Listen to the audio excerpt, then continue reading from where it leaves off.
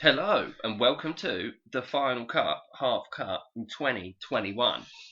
What's up, Nick? How you doing? I'm doing very well. How are you today on this fine eve? I'm all right, mate. I'm getting by. I'm ticking over lots of lockdown projects, including this. Dyeing a coat, making it new.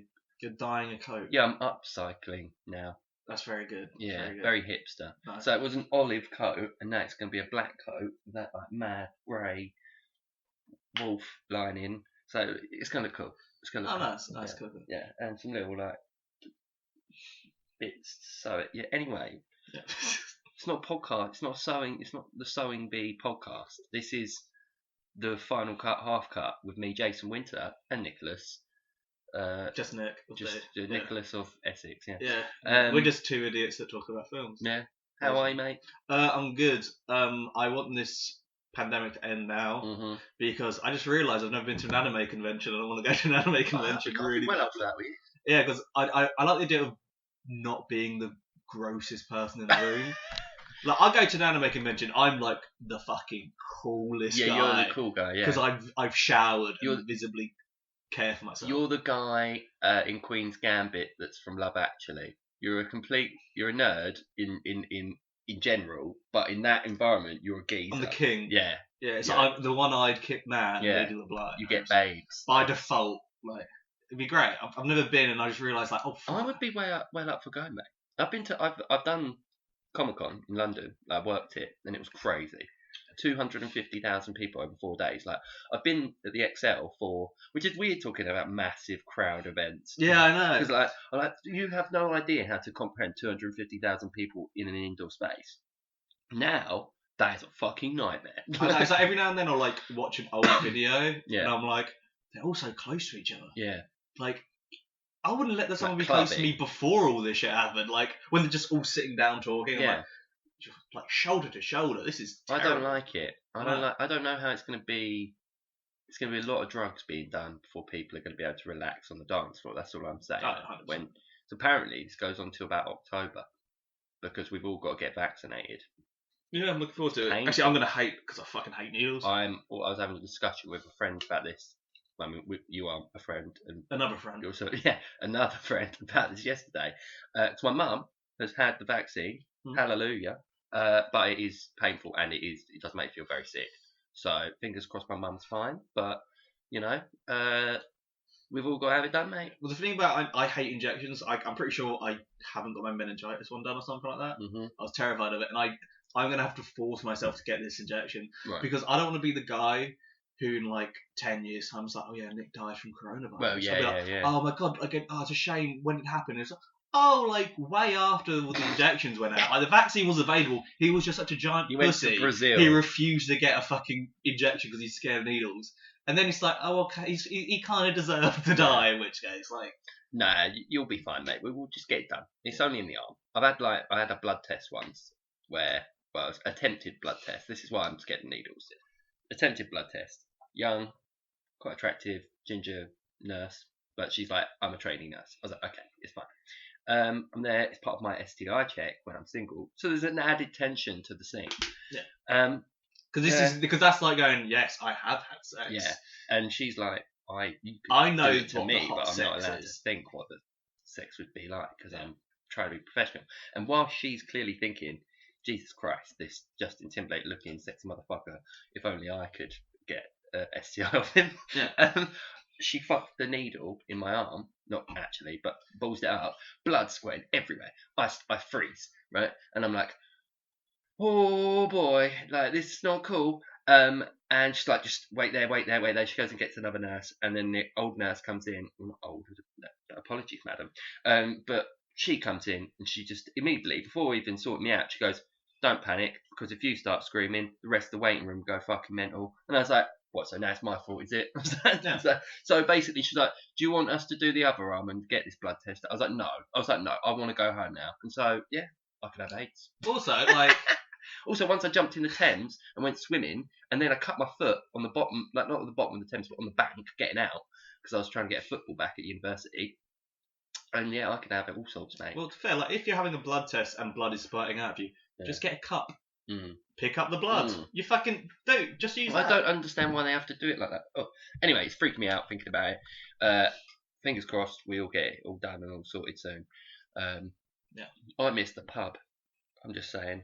I know, like there were pubs where I still went in the pub and had a Guinness in 2020, didn't we? But like when the restrictions lifted, but just missing it now. Missing, it was my 30th.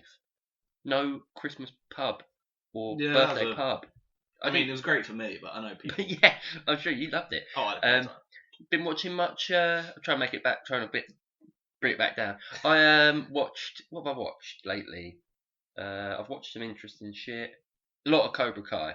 Rewatched both seasons of Cobra Kai. I nearly finished the third one, which is why today I'd like to talk about the martial arts thing in film and TV throughout time, and then a bit of lockdown stuff, like actual lockdown films and TV, and then a bit of weird shit, and then some other shit because Nick's freestyling. Yeah, that's true. But yeah, so one thing I want to talk about, which is weirdly, right? So there's this anime of Transformers, and I think I might talk to you about it last year when the first battle for Cybertron happened. But now they've got a second season, and it's really quite good. And it's like they basically let this anime team have free reign over Transformers, make it quite gritty and cool. But it's all just based in space. They're not on Earth or anything. There's no humans yet. But they are getting there. So it's like the prequel story. Well, that's good because like the worst part of Transformers is all the people. Yeah, like, 100%. I don't care about what Sam Wiki is fucking doing. No. I just want to see Megatron be the coolest dude in the world. Yeah. Soundwave. Yeah. I like the one thing I do like about even the like Transformers in general is just the sonic, because I like a lot of dance music and a lot of like heavy, like just I wouldn't say like I'm a metalhead, but I like a lot of like intense music. Do you know what I mean? Yeah. So in that sense, the sonic use of synth noises and the effects, I like all the effects and shit. You know what I mean? With the innovation in film, I like the kind of the all of that shit. I can't do it properly yet. I can do a good lightsaber. Ready? Yeah. Very nice. Thank you. Well, the main problem with the Transformers films, other than all of them, I like everything, is you have no idea what the fuck's going on. No. It's just cars fucking. But basically. This is where it was. But in the anime, they because also for some reason in the films like everyone is just like gunmetal color. Yeah. Like no one's like bright red or bright yellow. But in the cartoon, they're all like, I'm really fucking yellow and I'm really red, so you can see who's who. But like in the fucking films, I don't know what the fuck was going on. All I know is that someone's head got ripped off by the good guy because he's the hero and he just executed fucking someone. It's quite interesting in terms of like obviously Transformers. I know a bit about the making of Transformers in terms of versus Power Rangers and He-Man and that. Is that Transformers was designed with the toys first and then the story after. So it's quite nice to see an anime company come back to the story element and not worry about them as toys or any classic like 90s cartoons is like how many fucking toys are we going to sell, which is why I have 11 Megazords in the loft. But actually what I mean is like they've fleshed it out, they've made it good, they don't care about merchandise, and it's quite a good story. And I was thinking, as a 30-year-old man watching Transformers on my own, that's fine. We've all been I'm justifying places. I'm justifying it on the internet, right? We've all been places where it's like I'm way too old to watch this. Yeah. But I don't give a fuck. Yeah. Like I still watch cartoons that are still really good. Teen Titans, do you remember Teen Titans? That was a fucking great show. Mate, I didn't. Avatars for fucking 12-year-olds. No, I still watch that. This is the difference between me and you. You were about the age that when Teen Titans came out, you were the demographic. I was a bit too old, right? So I didn't watch it then. I watched it last year.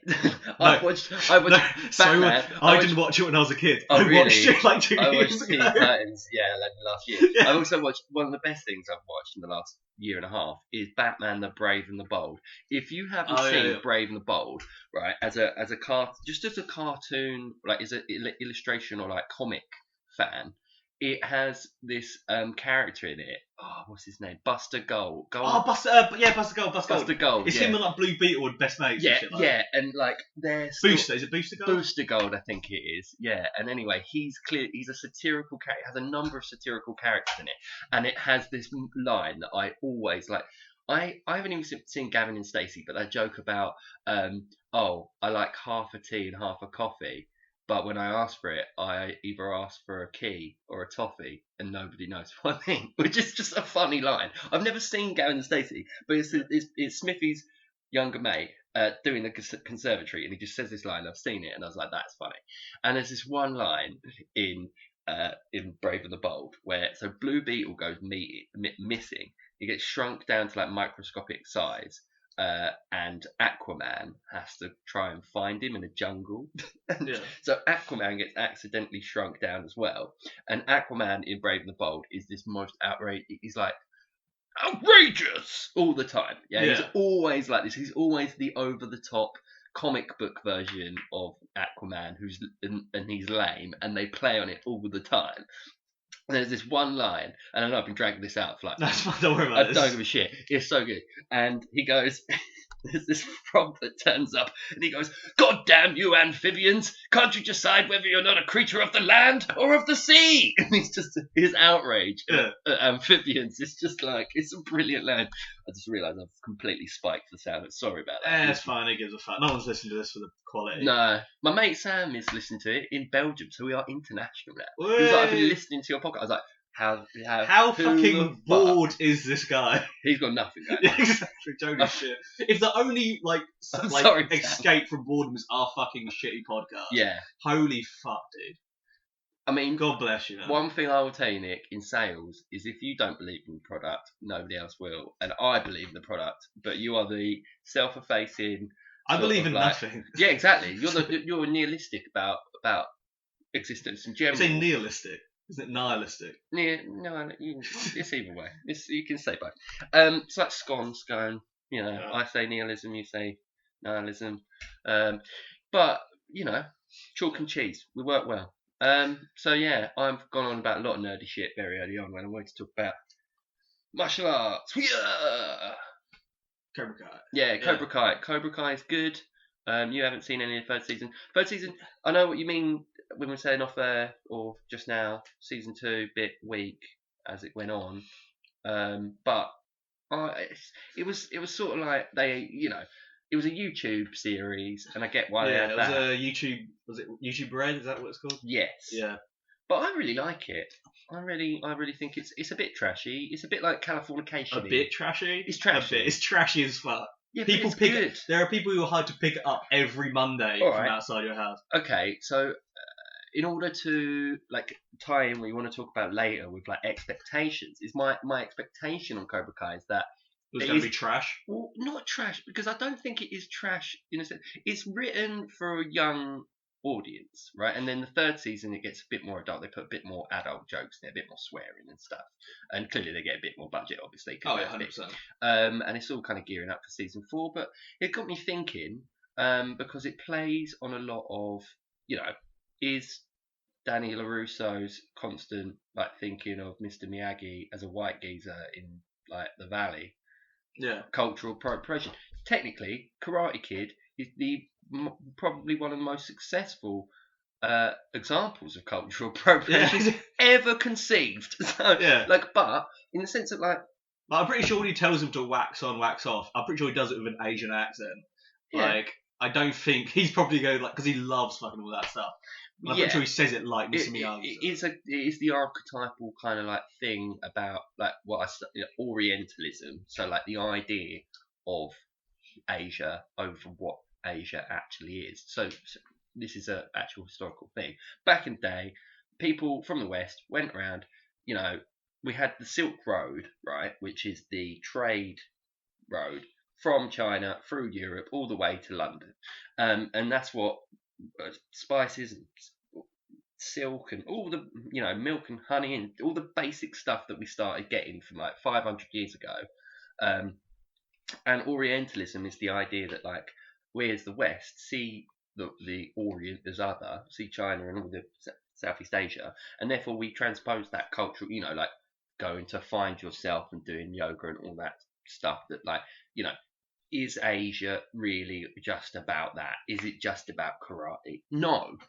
Yeah. We think of tea as British, but tea is not from fucking Britain, is it? It's from like China. It's from Southeast Asia. So like we appropriate what is produce of China. Oh, that's rice. Well, no, they produce all the tea for us as well. Yorkshire tea doesn't come from fucking Yorkshire. So I sort of thought about this idea of like this spiritual centre of what it is, like a false meaning, if you like. Because back in the 80s with hyper consumerism, you've got this idea of like kids then wanted a bit more than just hyper consumerism. With Karate Kid and with like the idea of Mr. Miyagi, yeah, and Cobra Kai now is that there is more to life or more to like just fighting people. There's like this spiritual good and bad, the morality of it. Yeah. I know that it's dealt with in a tacky way that you don't rate, but it's still. I like Cobra Kai. What are you Okay, talking about?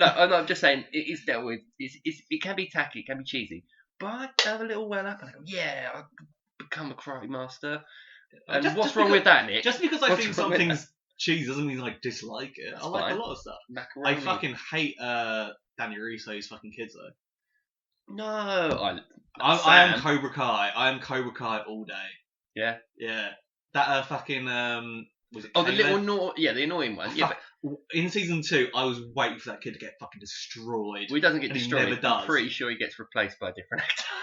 Oh, Season Caleb? 3, yeah. Is he written for good because he was awful? The little fat one, the little brother who's just wisecracking. No. Oh. The so like Hawk's mate, who's like the asshole. Oh yeah. I wanted that kid to get fucking destroyed. Well, he in sort of season... does, doesn't he? No, because he beats up Hawk. Oh yeah. It was very So end you of have seen season the 2. finale of Yeah, season I've watched all of season 2. Alright, cool. But I was waiting for like this kid just get like beaten the shit out of him, and they never do. Right. And I've never wanted to watch a kid get beaten up so much in my life. It's actually kind of upsetting to me because I don't want to hate children, but I do. I'm only going on like this because Jason's wandered off and left me alone, and we kind of dead air. So No, I haven't. No, I haven't. I'm just making sure all of the technical things here on the production. We okay there, sound crew? Yeah? Producer? Executive producer? Yep. John? Director? Yep. Sorry. We're cool. And ASMR. Yeah, I like Cobra Kai and therefore martial arts, Nick. Martial arts through movies. I was thinking, we've touched on this before, sort of with the gangsters thing. As soon as moving pictures were available, the first films that were like monster movies, which we've covered, gangster movies, which we've covered. Both in very loose senses of the term covered. I say comprehensively reported and broadcasted across the internet. Now we're international. Thank you, Sam Bingham. And please share this with your Brussels friends. Talking of Brussels, Jean-Claude Van Damme. He's good at martial arts. He's very good at martial arts. He played Guile in Street Fighter. Yeah. So before I get into 80s martial arts and get back to more Karate Kid, JVC, all of that. Did I get that right? Jean-Claude? Oh no, JCVD. JCVD, that's it. From the beginning of cinema, no, I sound very serious now, don't I? From the beginning of cinema, we have had monster movies, gangster movies, and also the fighting movie. Starting with like boxing, because martial arts in the 1920s and 30s in America wasn't really big, was it? I don't know. No, it's not. So basically, Bruce Lee, like in the 1970s, he's one of these like people in the industry as a producer that actually went around like he wanted Chinese money, Asian money. He backed his own films. He was ultimately creating the martial arts movie or the kung fu movie of the 1970s as a modal genre to promote the martial art itself. Do you see what I mean? Yeah, I see that. So like he was the guy. He was a master, but he was also the actor. He was also he was the promoter. He was trying to get the money back. So there's a lot there in terms of like Bruce Lee's influence, if you like, on the martial arts cinema. Because I doubt we would have the action films of the 1980s and beyond if you hadn't had the martial arts film. Because you got to remember, martial arts like the Bruce Lee film, is it Enter the Dragon or is it Enter the Dragon with when he fights Chuck Norris and he fights. No, that's not Chuck Norris. Enter the Dragon's when he fights Handman. Yeah. But around that time, so Yeah. they brought in like this kind of idea, you know, when he fights like the 7-foot black guy, like he's like he Kareem yeah. Abdul-Jabbar Yeah. when he fights. Is that it's like something of death? Yeah, death that's thing. that's the one I'm thinking of because they call it at the time before it was called Kung Fu or Karate or before he developed his own martial art. They call it. We've got to see how this Chinese boxing goes against your Western boxing. And so like it was actively like his hero, if you like, in most of those films was explaining the technique of martial arts. Like it was very specific. And yeah, so just sort of like we're watching Cobra Kai again and thinking back to the martial arts movie, I'd like to posit you a question, Nick, which is why is it so damn cool to watch some kick-ass motherfucker kick the shit out of loads of people? Because it just is. Yeah, it generally just is. Yeah, that is it. It's just because it's fucking it's cool. It's for the same reason I like wrestling. I just like seeing people do cool shit. Yeah, It's like yeah. it's just choreography. It's just dancing. That's a good point. Dancing And with it's like, violence. if it's aesthetically good to watch, I'm probably going to enjoy it. I mean, we've covered Blade. That's obviously a modern example of a martial arts film, I would say. Matrix. Not nowadays modern. No, that was from still 24 years old now, yeah. But there will be another Blade with Mahershala Ali, and it will have martial arts in it. That's the main point. What else? What's your favourite martial arts film? Mine's probably The Matrix. It's The Raid. Yeah. Every day it's the fucking Raid. Talk about that, haven't we? So why would we not talk about The Raid? I fucking love The Raid. The Raid is awesome. Do you like Raid 2? Yes. Yeah, Raid 2 is good as well. Yeah, for me, martial art films are one of the few genres where you can probably say, just skip to the fight scene, skip to the action. I don't know, I like some of the acting. I would say I watch probably more martial art films than you. Okay. And I would not say I'm a martial art fan. Right. I wouldn't say I watch a lot, but I think I probably watch more than you. Yeah. Because I've got a big thing for like action cinema. Yeah. And I watched a film recently, I think it was either Killzone or Special ID. And the actual storyline is the dumbest shit I've ever seen in my life. Right. Where they just tell you what's happening. Oh yeah, that's and that happens. Storytelling. It might not necessarily be the film itself. I think it might just be the subtitles because the people who do the subtitles clearly don't have that much care for it. Right. But it's like Donnie Yen's playing like an undercover cop, and they show you he's an undercover cop because he's like the cop runs help and he's like, no, piss off, I'm doing something right now. So you're like, okay, cool. He's an undercover cop and he wants his guys. It's like the start of Men in Black. Yeah, it's like, okay, cool. He wants his guys to get help. Yeah. And that's why this detective runs up to him and he's like, no, not now, go away. Right. So you're like, okay, cool, he's an undercover cop because I can tell because he's talking to a cop and telling him to leave. But then like the next scene, him and this guy have a conversation where he's like, you're an undercover cop, you've been undercover for 5 years, and blah, blah, blah, blah, blah. Yeah. And I'm like, they just tell you what's happening. And I'm like, that's bad. Yeah, it's like really fucking dumb. So I'm like, when I watched it, I was like, yeah, this story's trash. I'm just skipping to the fight scenes. Yeah. But like, it's something Saving Private, like most action films, like Saving Private Ryan and all that stuff, is like you kind of have to watch. The rest of the film. But that's not martial arts film, is it? That's what I'm saying. Right. Most other genres of action films, you kind of have to watch the rest of the film to kind of get the idea. Like if I watch Die Hard and I just skip the action scenes are just people shooting at each other. It's not necessarily much visually interesting. It's not conducive to the story. With martial art films, I'm watching it for the martial arts. Yeah. So I'm just like, if I'm like bored halfway through the thing, I'm just going to skip the action scenes because that's what's doing it for me. Yeah, okay, I agree. I see your point. I see your point. I mean, the one thing I wanted to bring up with the raid and stuff is the classic genre-defining, I would say, sequence, which is the famous corridor scene, which is originally from Old Boy, I believe, then the raid, then it's in something else, and then it's in Daredevil as well. Are we talking about the oneers? I'm talking about the continuous. Because there's not a one shot in the raid. There's not a one shot. Is it not? No, that's just a corridor scene, but it's very similar. There's loads of editing in it. Well, to me, I just thought it was similar about. If we're doing like talking about oneers, then obviously Old Boy is fucking great. Yeah. It's not a martial art film, but it's a great one. No.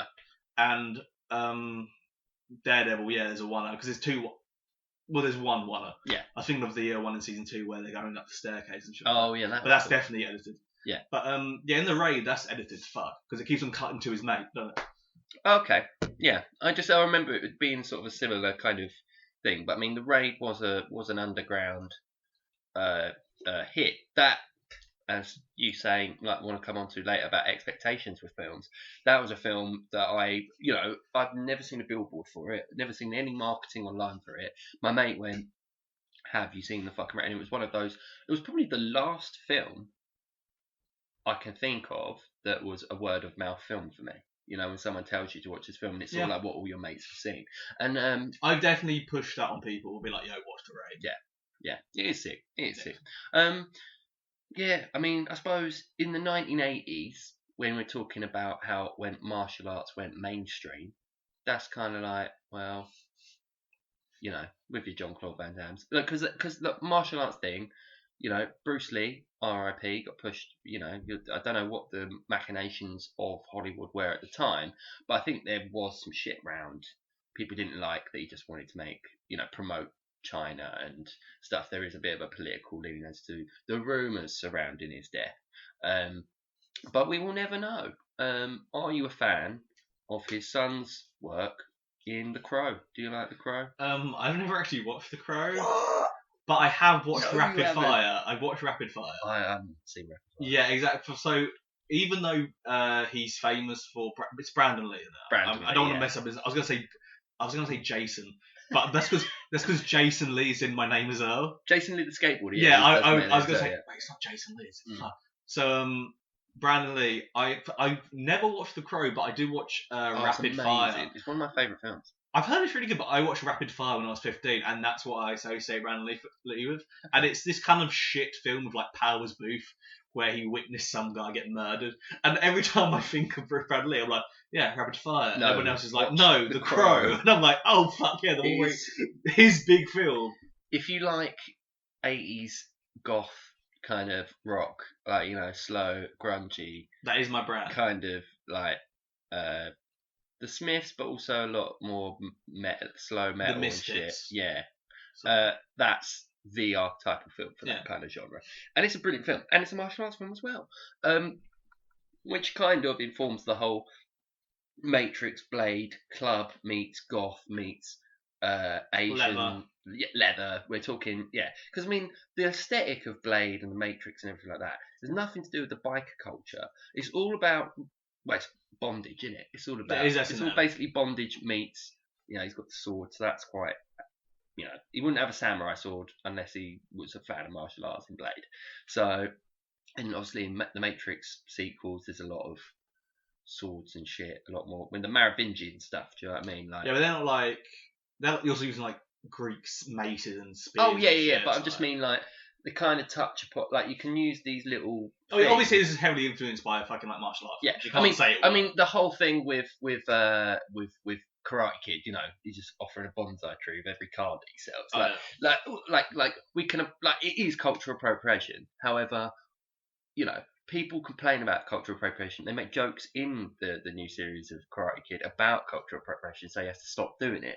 And I found that quite fitting that, with our comedy, we toe the line a little bit. We do comedy. I do comedy. I don't know what the fuck you've been doing. Very good. Zing. Okay. Got me there. Yeah. Sorry about that. Very good. Yeah. But yeah, so obviously cultural appropriation ain't cool. I get why it's not cool. You know me, Nick. You're not woke, but I am super woke, and I am woke. No, I think cultural appropriation isn't. For me, let's say I went to Japan, and I refused to integrate. Yeah. I lived there and I refuse to integrate. People be like, you should at least, respect the customs. Yeah. So it's like, I understand where it's like, well, if you're visiting a place and you refuse to abide by their norms, I'd be like, well, can you not just kind of do what they say? If it's a national holiday and they all wear a kimono and someone's like, hey, you need to wear a kimono, and you're like, no, just wear the fucking kimono. Yeah. It's like, would you wear it with that hat? Yeah. Because it's the drip. It's all about the drip, isn't it? Okay. I think we've come to the end of martial arts I movies. know, we still got I a mean, lot more. We're not even talking about. There's loads of shit we ain't talking about. what about martial arts do you want to talk about? I want to talk about a film called Five Deadly Venoms. Yeah, what's that about? So Five Deadly Venoms. I just want to talk about how fucking cheap that old shit was, and I kind of love it. What do you mean? Well, Do you the remember- Bruce Lee stuff when No, it's but, just like I think it was like 78 Five Deadly Venoms, but like filmed in China by like Chinese people yeah. by the Venom mob. Who do you think's better, Jackie Chan or Bruce Lee? The thing about I feel like Jackie Chan probably has a stronger filmography purely because he's got more films. But that's not really fair. Exactly, it's like super unfair. It's like the only It is reason why Bruce Lee is It's shit. like he'd be a lot better if he didn't die so Yeah, young. It was yeah. like you can't help that. But Jackie, he's got such a strong filmography. Like even though I know Rush Hour is shit, I fucking love Rush Hour. Yeah, that's a good point. He doesn't want any trouble. He's good. He's He's very made well an entire choreographed. career on I don't want any trouble. He's Yeah. fucking great. And he gets in trouble every single time. And he keeps on getting into trouble. But so I've had a film. I only watched it like a few months back, but I've had it for like a few years. It's called Five Deadly Venoms. Right. And it's this guy. He's like, I've taught these 5 students these different martial arts, and they're super dangerous. And I need to send my last student to go stop them because one of them's like doing shit. Okay. And I don't know which one it is, but I need to send you to stop it. And I don't want to talk about this because when they show off like how dangerous these guys clearly had no budget. So it's like, this is a centipede. He's the most dangerous striker in the world. And to you 100 showcase times Yeah. in one. Yeah, they could like he can step. move like a centipede so fast. And to showcase him being strong, they just throw plates at him and he's just hitting them. And then it's like amazing. because they've got no money. Usually it would be like him like destroying some dude like with speed. But it's like, just throw plates at They've him got and no knock him. insurance. Yeah, and then it was like, and this is the Scorpion. He's got the deadly strikes, precision of a Scorpion. And it's just him beating up plates. It's like, you've got no budget. And it's like, the snake with the agility of a snake. And he's just awkwardly shuffling on his back. And it's like, these guys had so much passion and so little money. I fucking love that. I do agree with. I like that. The idea of like, because also they all have the same hairstyle and it's so difficult to pick them out. I'm like, when there's like 4 dudes fighting, Bit risky, then, Nick. No, well, it's not somebody of that because I'm not. It's just a haircut. Because I can't see their faces. Okay. And all their, so then I can't. And also, if you want the guy to be, I can't see their faces, so I'm going by like hairstyle and clothes. Right. And if there's a new scene where they're both wearing different clothes and they're got the same hairstyle. And I can't see their faces, that's a good point. I don't know who I'm supposed to support. That's an interesting point because I think obviously Bruce Lee himself, like informing like the sort of martial arts genre and wanting to promote it, like the reason why he was the star is because they had no fucking money. But how do you make something look really good? Have someone that's an actual master at martial arts, like, and that's the cheap option, isn't it? Like, they famously in a lecture for film studies, one of my lecturers said, like, you know, all the producers in Hollywood used to refer to Arnold Schwarzenegger as a special effect because you can't pay for that. Do you know what I mean? You can't do that in post. You've got someone who's worked his entire life to look like this extreme example of masculinity. Therefore, it's the easy option. Do you know what I mean? Like, it's actually, it speaks to me about, I've read this really interesting article about Dune and about aliens. So in the 1970s adaptation of Dune, you know how Dune is like, have you heard about how Dune's like this fable? Oh, like, June. I thought you said Dune. D. Yeah, D. the I thought you were science. saying June the month. No, sorry, like, June. June. Yeah, there you go. June. Apparently, Yeah. Now I can't even speak fucking English. Not only am I not funny, I'm speaking a foreign language. No, all right. I said neither of us are funny. Oh, yes, agreed. No, I'm joking. And so basically, there's a fucking really long article in Empire I read when I was about like 17, and it's about the 1970s Dune production, which was ill-fated, never happened. I think they made a shit one in 1984, and there's a new one coming out this year or next year. Yeah, whatever, Timothy Chalamet. whatever, with Warner Brothers fucking everything up.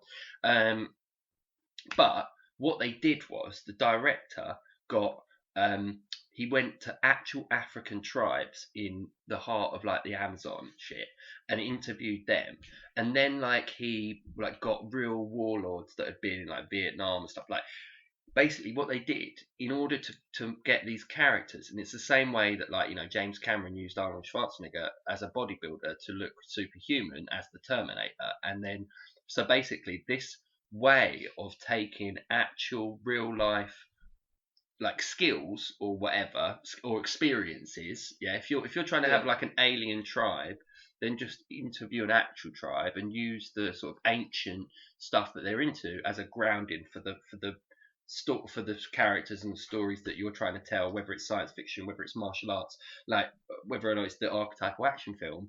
I really like when you sort of, none of those people were like Bruce Lee didn't go to RADA, did he? Like, No. can you imagine like Anthony Hopkins watching Enter the Dragon going, why is this making more money than my film? I'm a fucking trained actor. Because these people could do stuff on screen that nobody else can do. And it's sort of like, it's like the carnivalesque, Yeah. like the starts, the circus, like, wow, this fucking strong man, this whatever, like that kind of The people on the freak, ropes. the freak. Yeah. Like at the end of the day, a freak of nature is basically what we're looking for. And whether or not that's the elephant man and it's not attractive to us, but then what we've done is use these like martial arts in order to create a choreograph, like you say, like a dance, like something that's able to transcend what a normal person would be able to do in a movement, and on screen that translates to an attractive sequence of events, and therefore we think that's really cool. Yeah. So that's why I like all that shit. Yeah. I just googled who directed the June film because I was like, I think it's David Lynch, but it can't have been David Lynch. It was David Lynch. Yeah. Who the fuck watched Eraserhead and was like, yeah, this guy should direct June? Yeah. But like, I mean, what the fuck? The book is fucked up. So if you have I've not read the whole book, but I've looked at excerpts of it, and I would kind of like basically like it's I don't really even understand it. I know a bit about it, where it's like everyone's got energy shields, so if you hit someone, a nuke happens basically. Yeah, but because everyone has swords. That's not really like but the point of the whole thing is like it's all about like the super rich, and so like these monarchs own planets, and one of the main characters, basically one warring family is trying to take over this other system of planets that this other empire has. But like it's kind of, I would say it's like American Psycho meets Hitchhiker's Guide to the Galaxy. It's trying to be satirical. It's the main like emperor of it. He has a throne, but it's just a golden toilet. Like so it's like highbrow satirical science fiction, and it's like it's famed because the book is so complicated that nobody can tell it in a single film. And I'm like, fucking why? Stop doing that. But anyway, Bruce Lee's cool. Chuck Norris is cool. Jean-Claude Van Damme's cool. I like martial arts. Tony Jaa's cool. I think Owai is very cool. Yeah. You name the niche ones, so they're not niche. Tony Jaa did it on back. Yeah. The Protector. Dolph Lundgren. He was an actual Dolph Lundgren, kickboxer, wasn't he? Jean-Claude Van Damme was a kickboxer. Yeah. He was world champion, I think. Was Dolph Lundgren a kickboxer? He was, yeah. He was professional. I didn't know he was a kickboxer. Yeah. Well, he was a professional kickboxer, yeah. Oh. Because Sylvester Stallone asked him to hit him properly in Rocky IV, and he put him in hospital for 3 days. Right. Yeah, he had to go in intensive care because he fucking knocked him the fuck out. But yeah, I like Dolph Lundgren. His daughter's very attractive as well. Yeah, and he was really good in Universal Soldier. Yeah. Requiem. Yeah, I haven't seen Requiem. Requiem's got my boy Scott Adkins in it. That is a brutal film. Is it? I fucking love it. What's it about? Requiem. So it's like a martial arts film. It's very martial arts. It's very martial arts. Have you seen Martial Law? Do you remember when Channel 5 was trying to be legit after its softcore porn era, and it was like, here's Martial Law, we bought these like American TV shows? No, I don't remember. Mate, Martial Law was sick. The reason why it was cool... Isn't that a character in Tekken?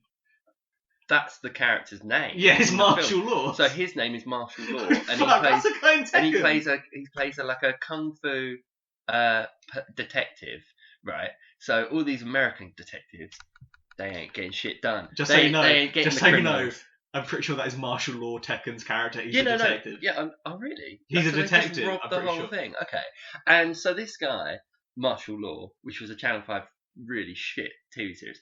But it reminded me of what you were saying about the plates, because in the intro, this guy has like got lightning quick reactions, and the way they show it is he basically has to do a kindergarten cop where he has to look after this class of kids in one episode for some reason, and he goes in there, and all the kids throw paper balls at him, right? And he gets thrown all these paper balls. He's just catching all these paper balls, and I was like, throw a paper ball and make like it's like I reckon I could. Shall we do it? The speed of paper balls is not considerable. It's not dodging bullets. At the very least, I can if you threw 20 at me, I could probably knock away at least 15 of them pretty easily. There's an arc to paper balls. Looked good. They're not aerodynamic. No.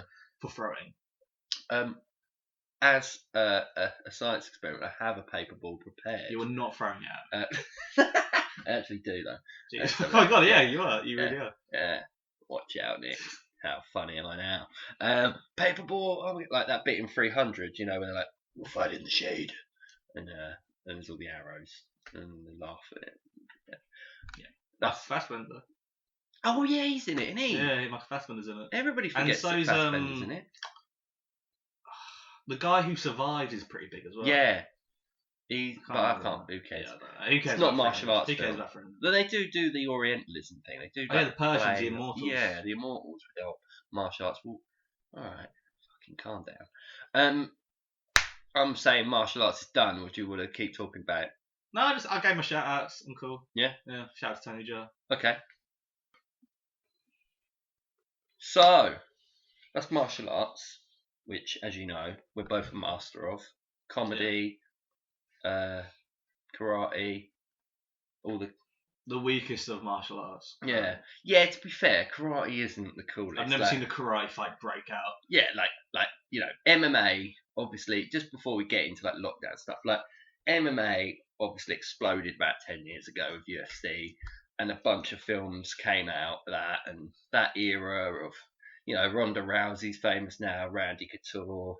A bunch of wrestling people. Obviously, the biggest, highest paid actor these days is The Rock. So if we're going to talk about how, you know, not martial arts, but other kind of action sports events and stars do become the biggest Hollywood actors now, which is kind of a vein through time from that era of Bruce Lee to the modern era. Jason Statham.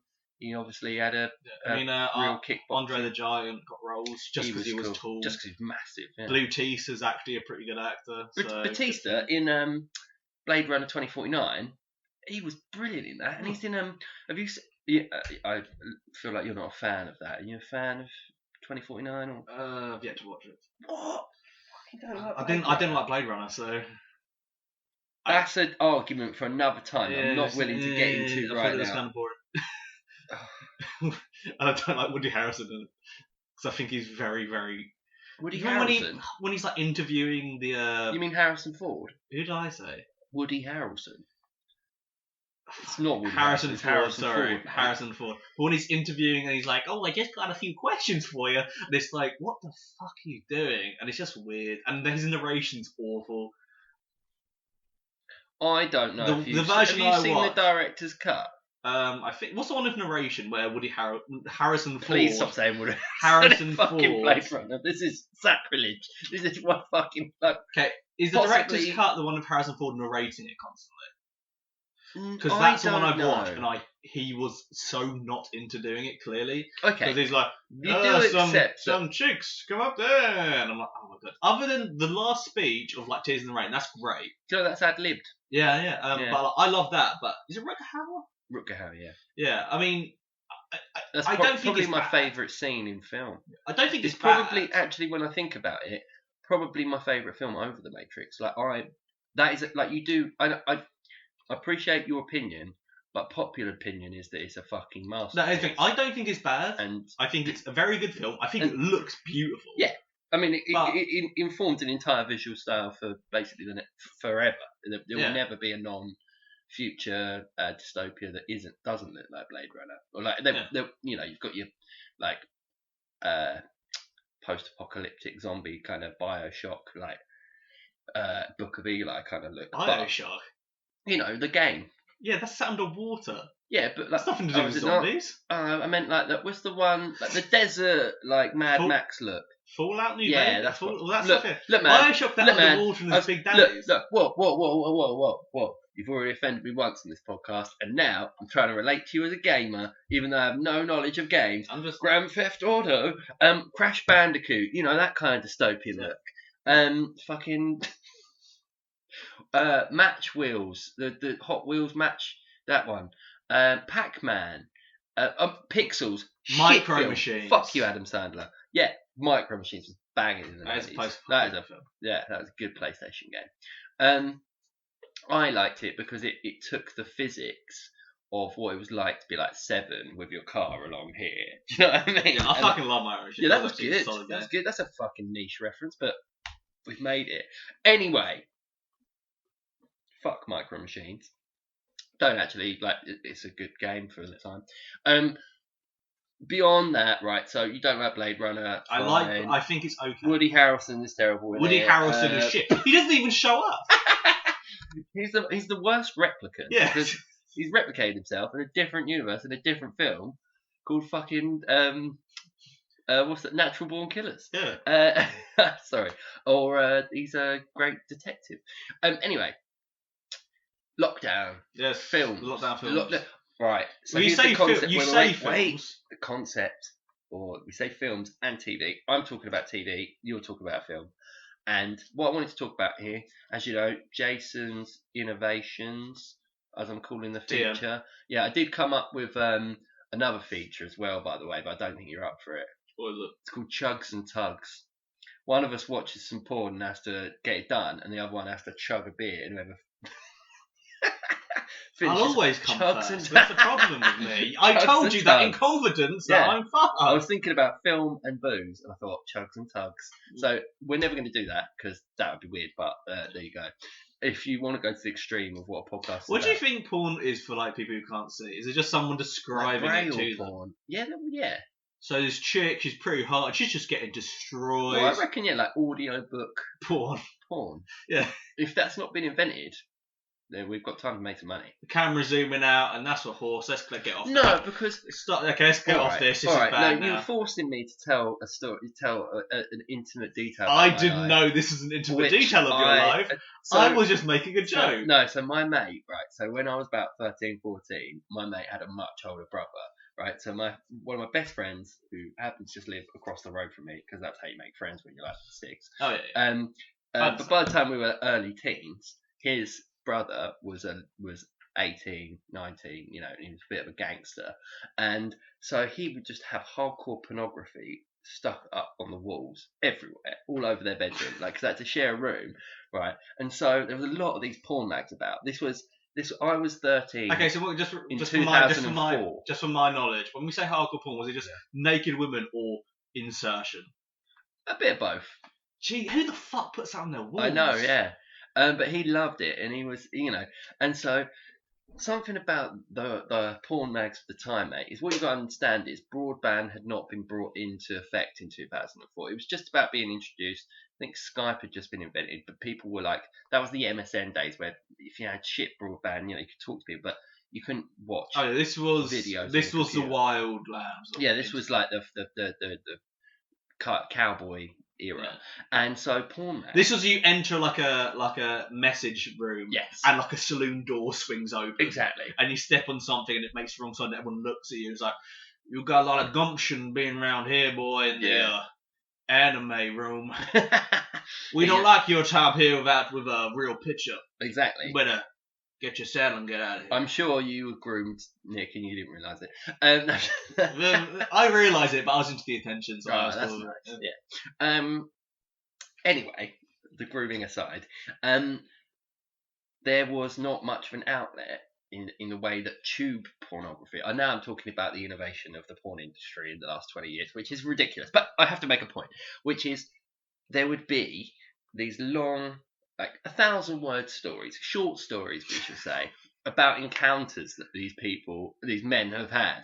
About, I was broken down on the M4 when a kind lady came over and her tits were bursting out of this blouse, and she bent over to help me check my oil. And I thought, and it's just really rude, hyper descriptive, hyper sexualized bullshit environment, like stories. But one of the first things I started doing to entertain my mates was reading these aloud, and it was extremely amusing. So uniquely, with your point about how do blind people, I have a business model ready to go. Okay, okay, I thought that was going to go a completely different direction because I was talking about someone getting fucked by a horse, and then you said I've got a very intimate detail about that, and that made me very nervous because I was like, where the fuck does this go? Yeah. Whoa, Black Betty, bam, lamb. Now I know there is no one fucking horse. I'm very fine, but there are. That's the problem. If you look hard enough, you'll find it. But no. Anyway, I'm not doing that. Movies, TVs, not porn movies, right? But if you want the audio version, go to jasonsaudioporno.com.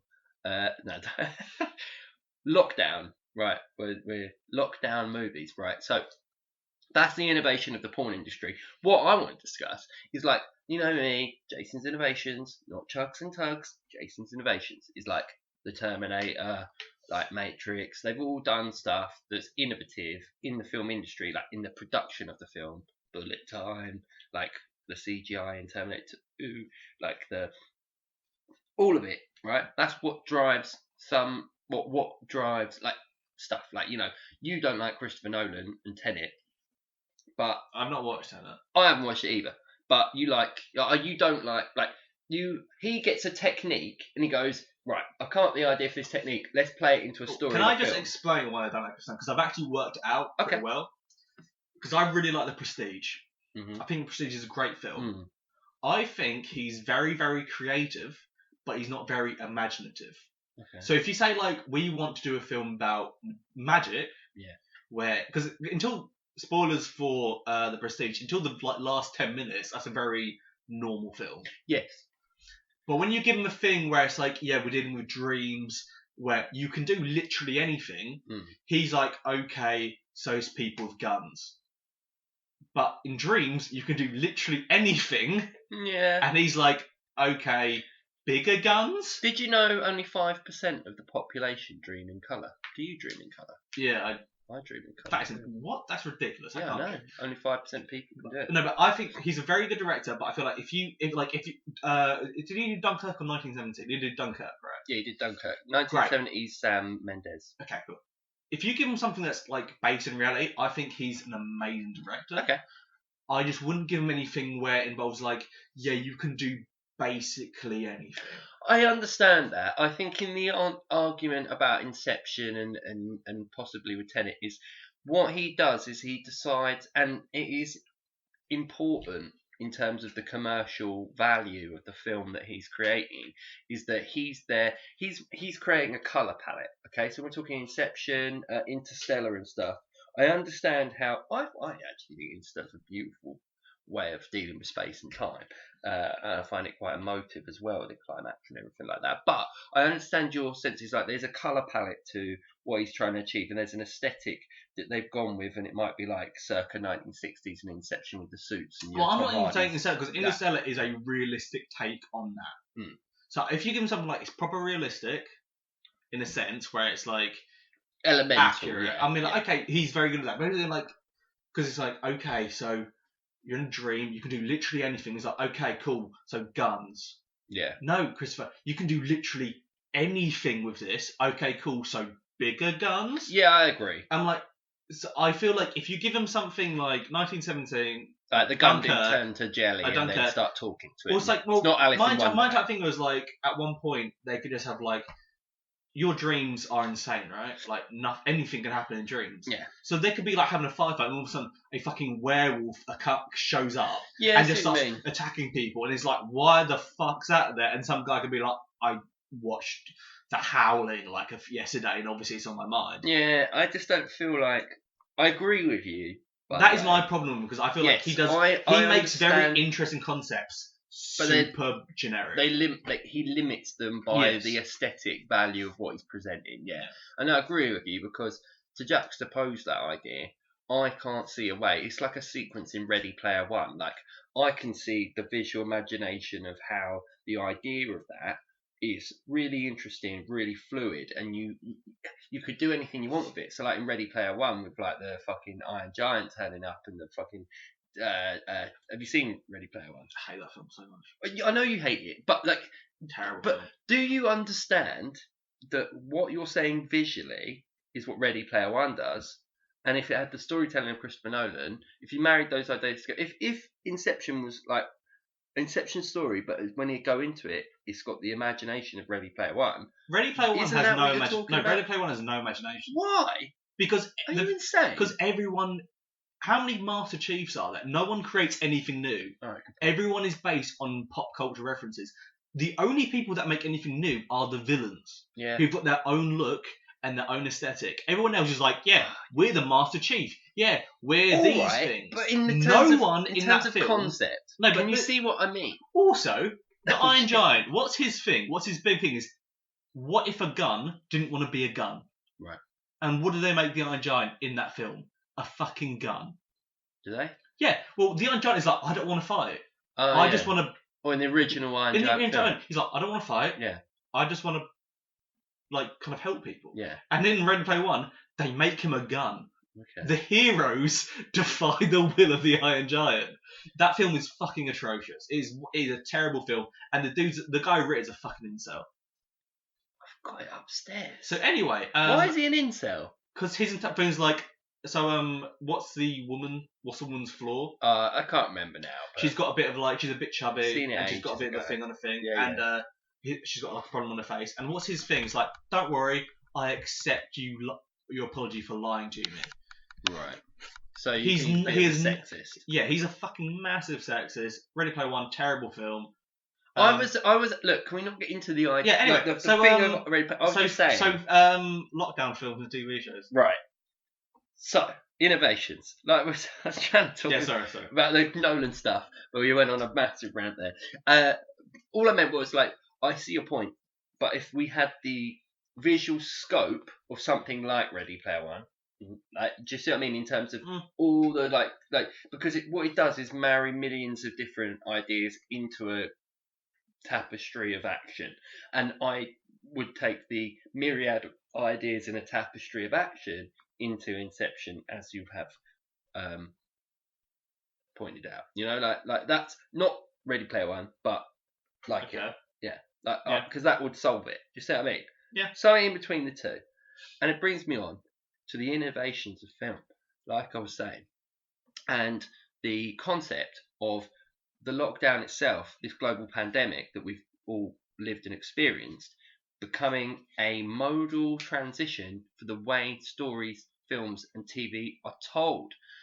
I've seen all of Staged, both series. It's very good with David Tennant and Michael Sheen. It has a lot of A-list. It has Sammy.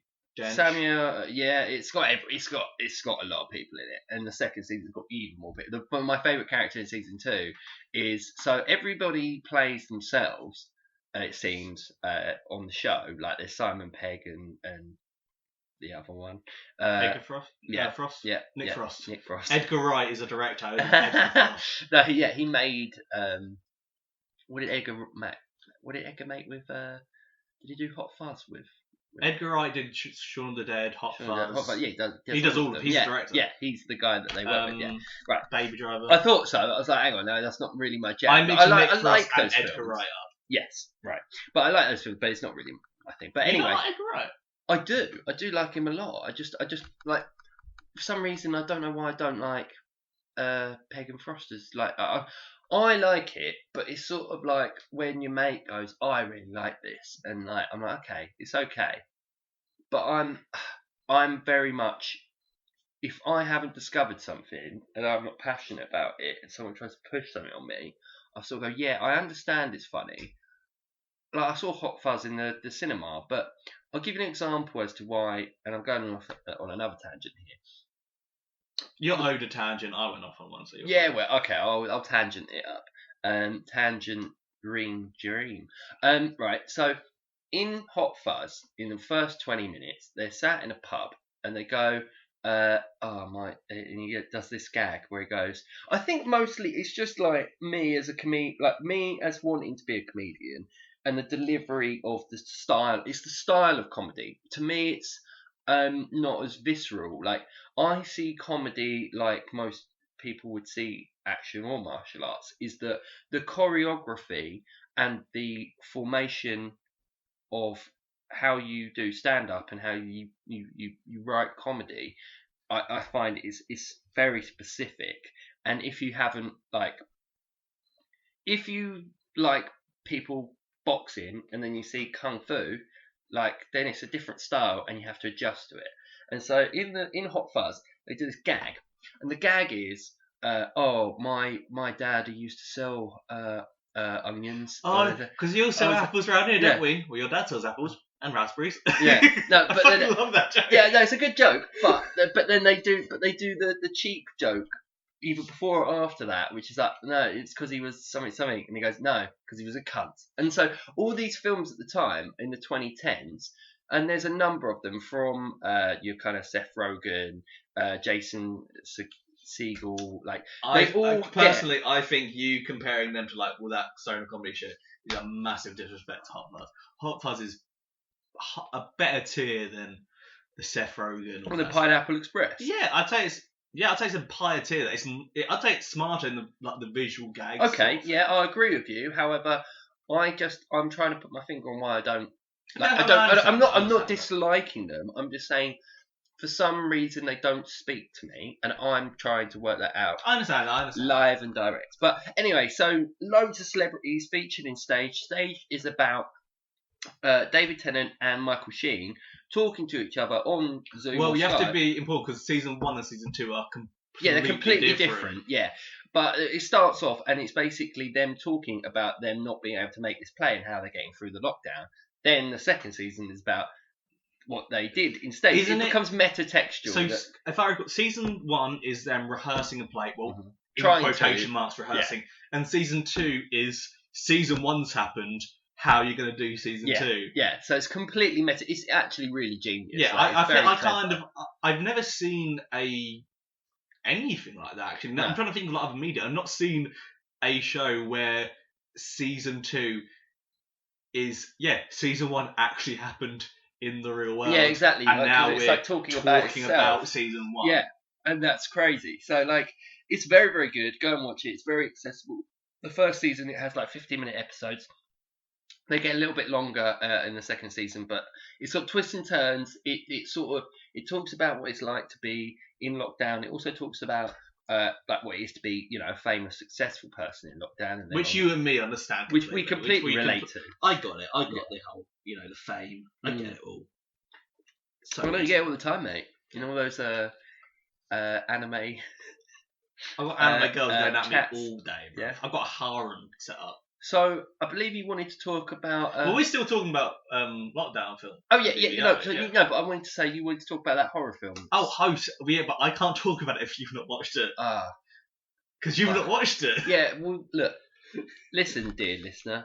I was meant to listen to some shit, watch some shit. Sorry, in order to make sure we did a comprehensive, actually researched podcast on these subjects. And I forgot because I've got a life. No, you're accurate. I haven't got a life. No, you have got a life, Nick. It's just kind of lame. No, I'm joking. Look, I will go and see Host because I want to get Shudder because my girlfriend, she. Oh yeah, by the way, real quick. Is it on Shudder? Yeah. It's on Shudder. Right. Shudder, please sponsor the show because guess what? I've been with you for like a year. And I actually really enjoy you. It's like 70 Please sponsor us a year. On top of Amazon Prime. A year? No, you don't have to get it on Amazon Prime. Just get it on by itself. What do you mean? Shudder's a website. Right. So just get that. If you get both of them, it's more expensive. Just get really? Shudder. Well, how much is Shudder on its own? Like $4.99 a month. I think it's the same on Amazon. I know, but if you use Shudder, normally you're not subscribed to the Amazon Shudder one, so you get both of them. Wait. You've blown my mind. Okay, so this is Amazon Prime. Yeah. And this is Shudder. Yeah. I'm using my fingers for anyone.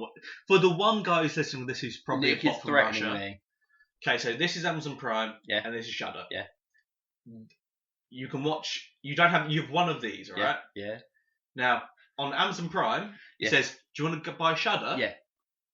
It does not go to here. it goes onto a separate one. Right. But you do not have Shudder. You So have you don't Amazon get- Prime Hang Shudder. on. So do you get all of the stuff on Shudder? No. That's the point. No. Okay, right. So Then that makes if sense. I would say get Amazon Prime and get Shudder, Okay.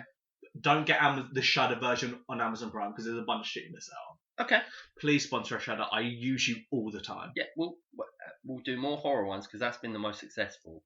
I think we do more like you give me. I think a bit like the needles thing, where I hate needles. I think we should just do a podcast series where I fucking hate horror films and you're like, I love this. Yeah. Because you're pessimistic, but you have a passion for horror, whereas I'm really optimistic, but I fucking don't like them because it just freaks me out. And so that like I was watching the space one I was on about the other week with Sam Neill. And Event Horizon? Yeah, Event Horizon. Oh, I fucking love Event Horizon. That film's meant to be like twice as long, and they had to cut it. I know the torture scenes were supposed to be twice as long. Well, yeah, it was meant to be an hour, and it was meant to be like nearly 2 hours long, and they cut it down, or more than that. But apparently they cut like so much of the like gore that they filmed, but like it's infamous for all of that. So well, yeah, because there was because it's flashing. It's like the flashing, flashing stuff, all of that got lost. Yeah. Because there's like a flood or so something. They deleted it. So you can't get that. Event Horizon's a great film because it's one of the few films where the guy's like, yeah, we're fucking leaving like right now. We're like, fuck all of this. Which I fucking love Event Horizon. But anyway, staged and host. Staged and host. Right. So what can you tell me about host in terms of? See, I want you to think about like, don't ruin it for me in telling me what it's about. Tell me what it's about in terms of how it uses the webcam, static laptop Zoom chat way of telling a horror story. Like, what's the basic? What's the deal? What's the deal? What's the deal? What's the dealio with all of that? Group of friends are going, let's do a seance on Zoom, no. and it goes really fucking bad. No, that's terrible. Oh, I love it already. That sounds great. One thing I really appreciate about like the because I think this is a very, very short-term thing. Okay. This can't go on for longer. If it's relevant now. Yeah. Like if like this carried on for like 2 years, I'd be like, I fucking hate this. It's very good for a very short amount of time, and they nailed the time. Yeah, because it's relevant to us. No. Yeah, but one of the things is like I really like when a low-budget film or TV show does big things. For example, do you know the band Dragon Force? Yes. They have the hardest song on Guitar Hero. Yes. Through the Fire and Flames. Yes. That is super intense, mm-hmm. and it sounds cool, right? Yeah. But if you can do something that sounds just as cool with way less work, I'm probably going to respect the easier thing. Why? Because you've done less, but it's just as effective. So what they do is like, hang on. For example, Avatar. People said Avatar is beautiful. Oh yeah. Of course it's beautiful because they've got all the fucking money. Yeah. But if you can make a film that looks pretty good with a fraction of the budget, I'm going to be like, I think that is better. Okay. Because you've done a good job with a much less budget. Yeah. And I think that deserves more applause. If you gave me £20 billion, I can make a really good film. Yeah. But if you £20 billion for a film? 20 billion? Yeah. Yeah, exactly. That's what I'm saying. £20 billion. Yeah. What would a film on £20 billion? No, listen to what I'm saying. To me, who has no idea what the fuck they're doing, I could probably make a really good film because I've got all the money that I can just throw at shit, right? And if you go, you've got like $1 million. Right. I probably can't make a good film because I don't know what the fuck I'm doing. If you can do it with a fucking tiny budget, I'll make it funny for you.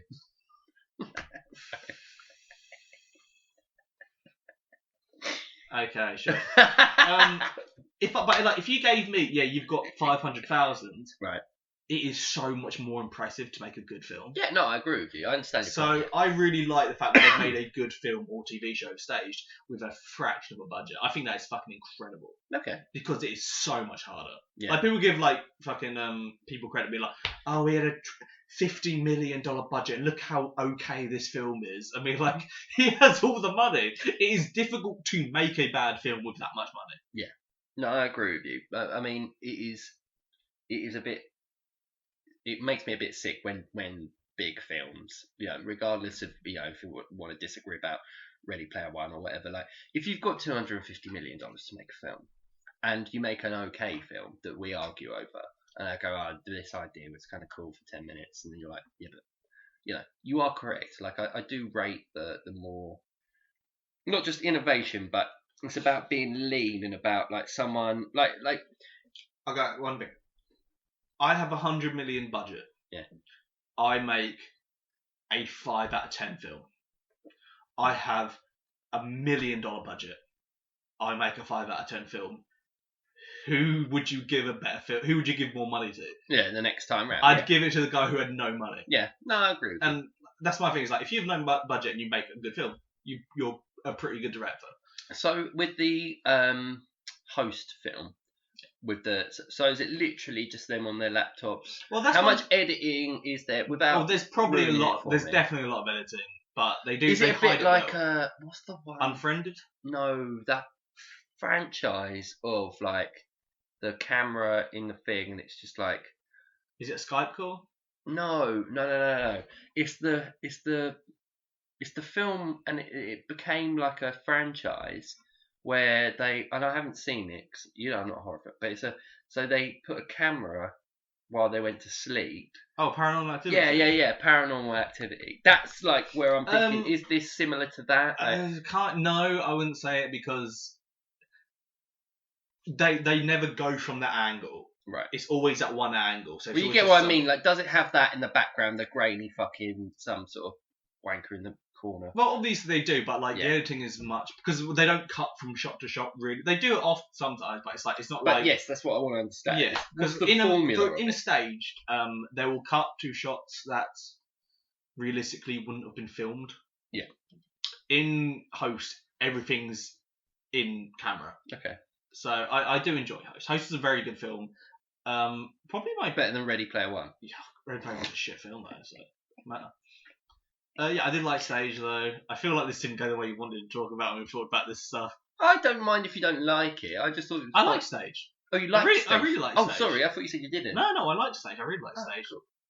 I'm talking about Ready Player One. Ready Player One stuff. Oh, I no, feel no, like I don't mind about that. I feel like I've kind of taken over because I've like strong opinions on the show. No, I all I was trying to say to you was, like, not the actual story and stuff in Ready Player One, but merely the kind of, like, rainbow kind of, like, we can go anywhere with this idea of it. And I know they didn't, to an extent, in a different way, but if you married those two ideas together, it might make a more compelling story for you based on the themes and things that you've brought up. What, Ready Player One and Inception? Yeah. No, that'd be awful. Ah. Because there's no creativity in that. But there is no imagination. Okay, right. So explain to me, right? Me and you are in a dream world right now. Yeah. Okay. Right? Anything can happen in a way that's visually dazzling, but also conducive to the story and important.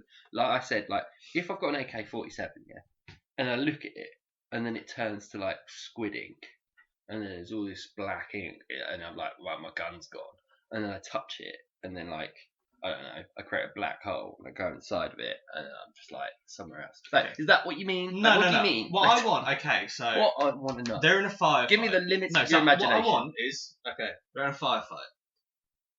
They're shooting. They're behind corners. They're on all Dream of a a little sudden. bigger, darling. Exactly, but he's like, no, that's things like he says, dream even bigger, and what his idea of dreaming bigger is a bigger gun, Yes. right?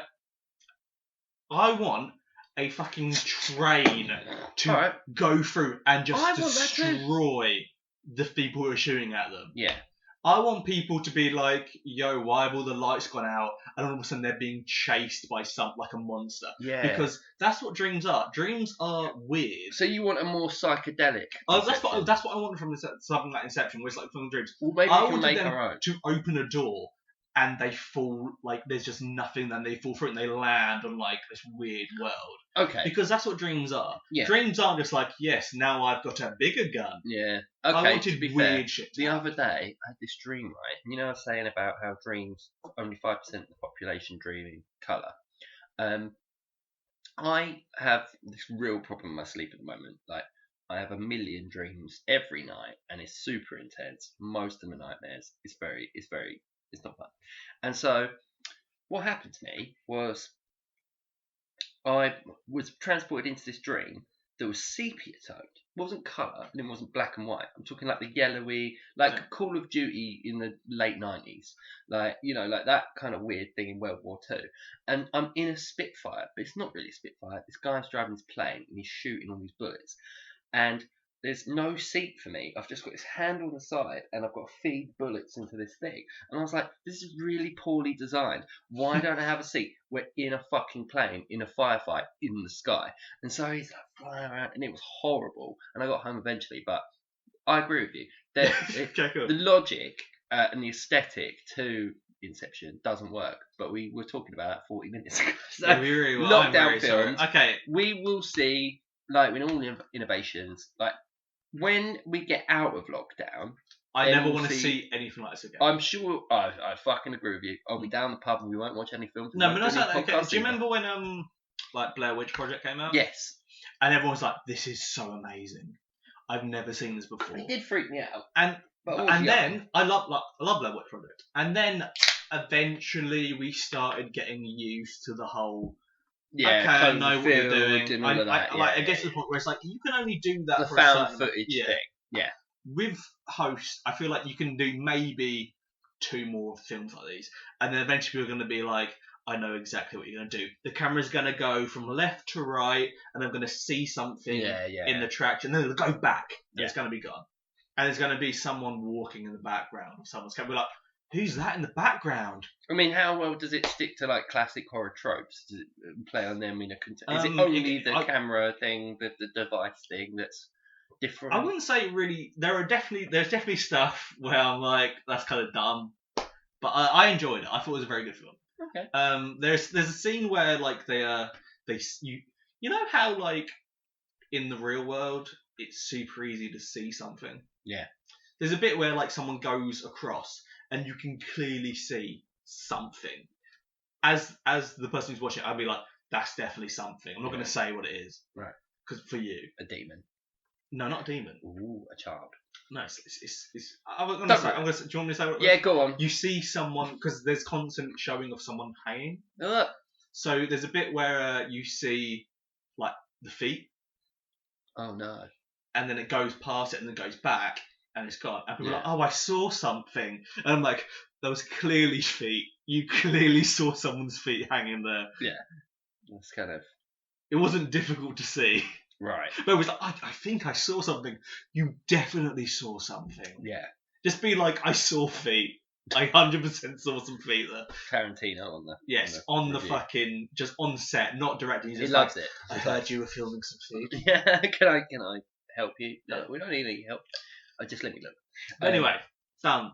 Fucking lockdown films. Done. We will see. It will be interesting to know in a year's time, in the 14th of January 2022, whether or not the lockdown thing. I mean, fingers crossed we're not in any more lockdowns, and also like the genre of the lockdown thing isn't relevant anymore. I know. I feel like this is a very short-term thing. If you can't do, there are like 3 genres you can do this with. Yeah. Yeah, true. And people will get bored of it. You can't do a lockdown, like, Zoom action film. Like, this is a gimmick. Or could you? Like, someone really just go, no? Nah, not for Zoom. But you don't never see him kill anyone. This is a gimmick, and I say that in a very positive way, because I love a gimmick. And a gimmick can only go so far until it's like, I need you to go back. Yeah. If the Raids kind of gimmick was it's fucking brutal. Yeah, brutal. And if every film was that brutal, I'd be like, I need you to do boring more. Now, yeah. I need. You'd want to make slow action films like Blade Runner that you hate. I would. I'd be like, make it slow, make nothing happen for 2 hours. Get me Woody Harrelson. I've got you, Woody Harrelson. Who's this? Who's this? He's on Blade Runner. He wasn't Han Solo. He should have been. I got you, Woody Harrelson. We would have got Woody Harrelson stoned, eating his vegan bollocks. It's the people's way. Yeah. They give me Woody Harrelson. I'm like, he wasn't Han Solo. He wasn't Indiana Jones. Are you sure, Nick? I don't know. So anyway, that's done. Right, lockdown shit done, yeah.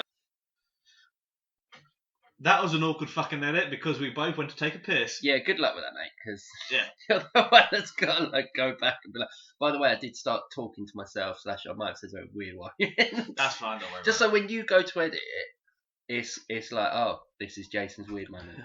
So at least I've, sorted that out for you. it. Yeah, fine. Talking of weird shit, I wanted to kind of bring up like weird stuff because during this lockdown, I know I've talked about lockdown a lot today because What else is there to talk about? there's fuck all going on, right? We pretend to do the whole normal times, so listen to my normal version of events. No, it's not normal times. Like we literally can't do shit. So I was reading something the other day and it amused me and it got me thinking, right, about weird stuff. So there's this kids TV show in Holland or Sweden, and one of them. If you're listening in Scandinavia, fuck you. No, I'm joking. Please like and subscribe. Please sponsor the show. Yeah, please sponsor Come onto the show. Yeah, if you're Scandinavian, you've probably got more money than us because you got all the oil, wouldn't you? So like you're doing all right. Anyway, there's this show called Dillermand, right?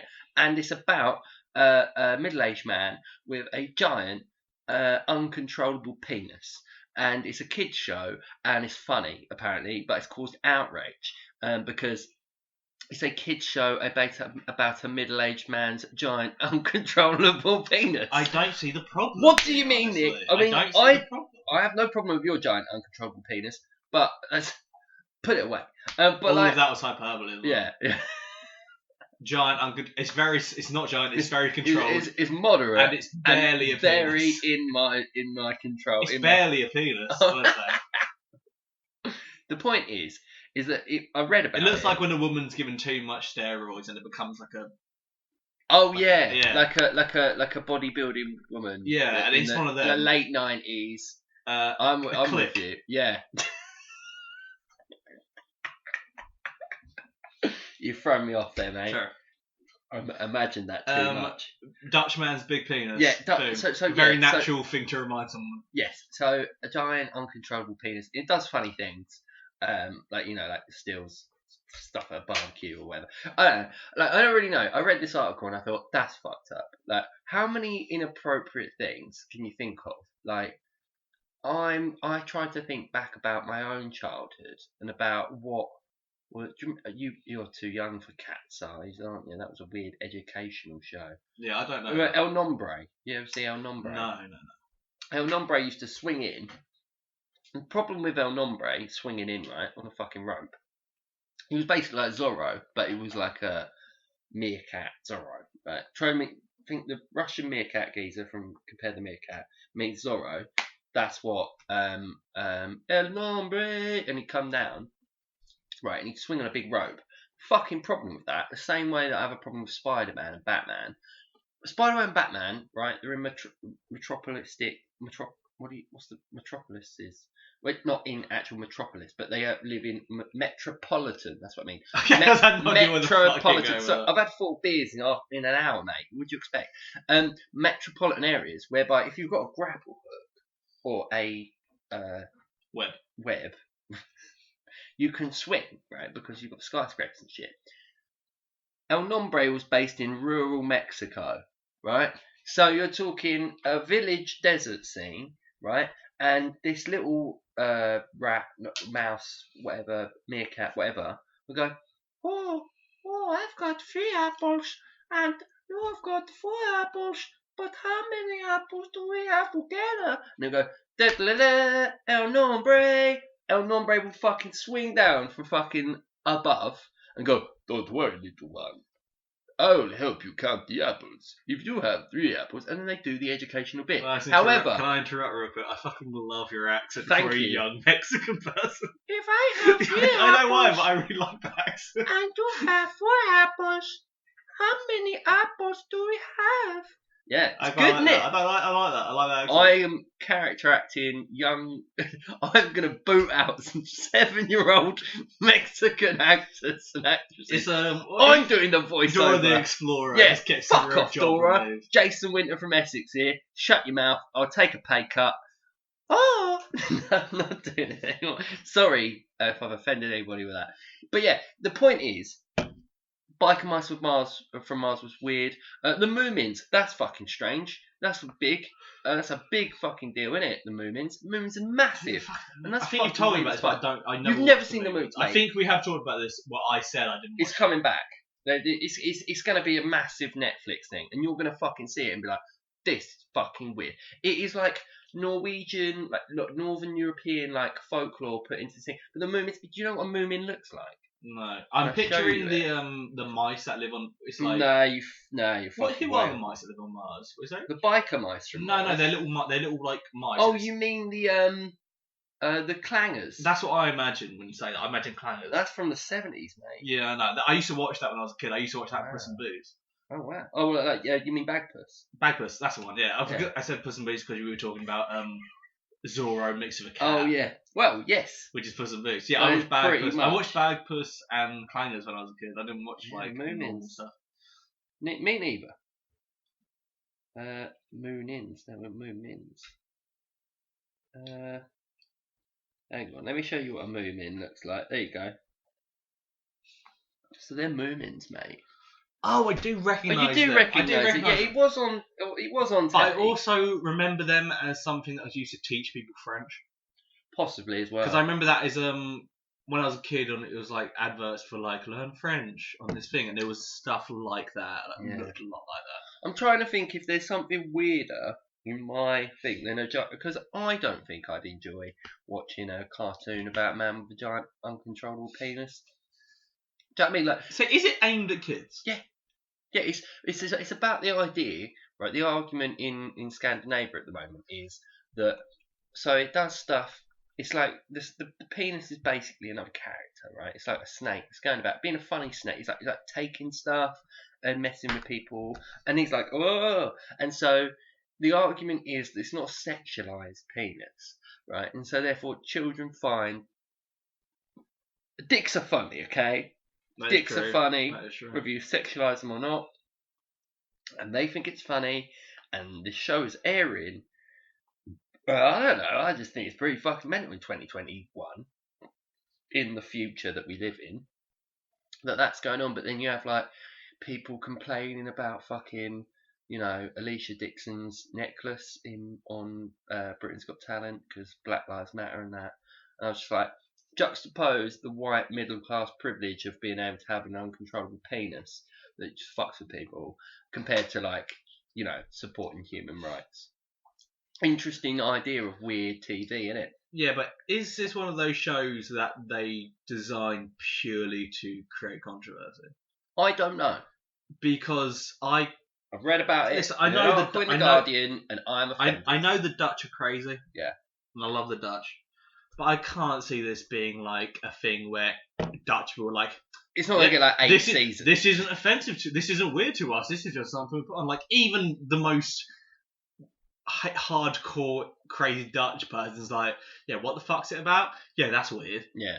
Like, no one can be cool with this being. No one's like, oh, this is my jam. But this is clearly, a show that's being made to get people to. Maybe, but I mean, Holland still has Schwarzpiet and stuff like that. Like, they're kind of.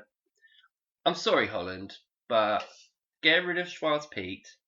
Do you know about Schwarzpiet? What's Schwarzpiet? Black Pete. Do you know where this is going? During Christmas, so you got Santa Claus, yeah, and then you got his little mate, Schwarzpiet, and it's an excuse for the Dutch to black up. Oh yeah, en masse. And it's like they still won't get rid of it. I'm like, you created it in the 17th century when slavery and immigration had just started. Or it was booming. Well, in some cases, did they even know black people exist? Yes. Yeah.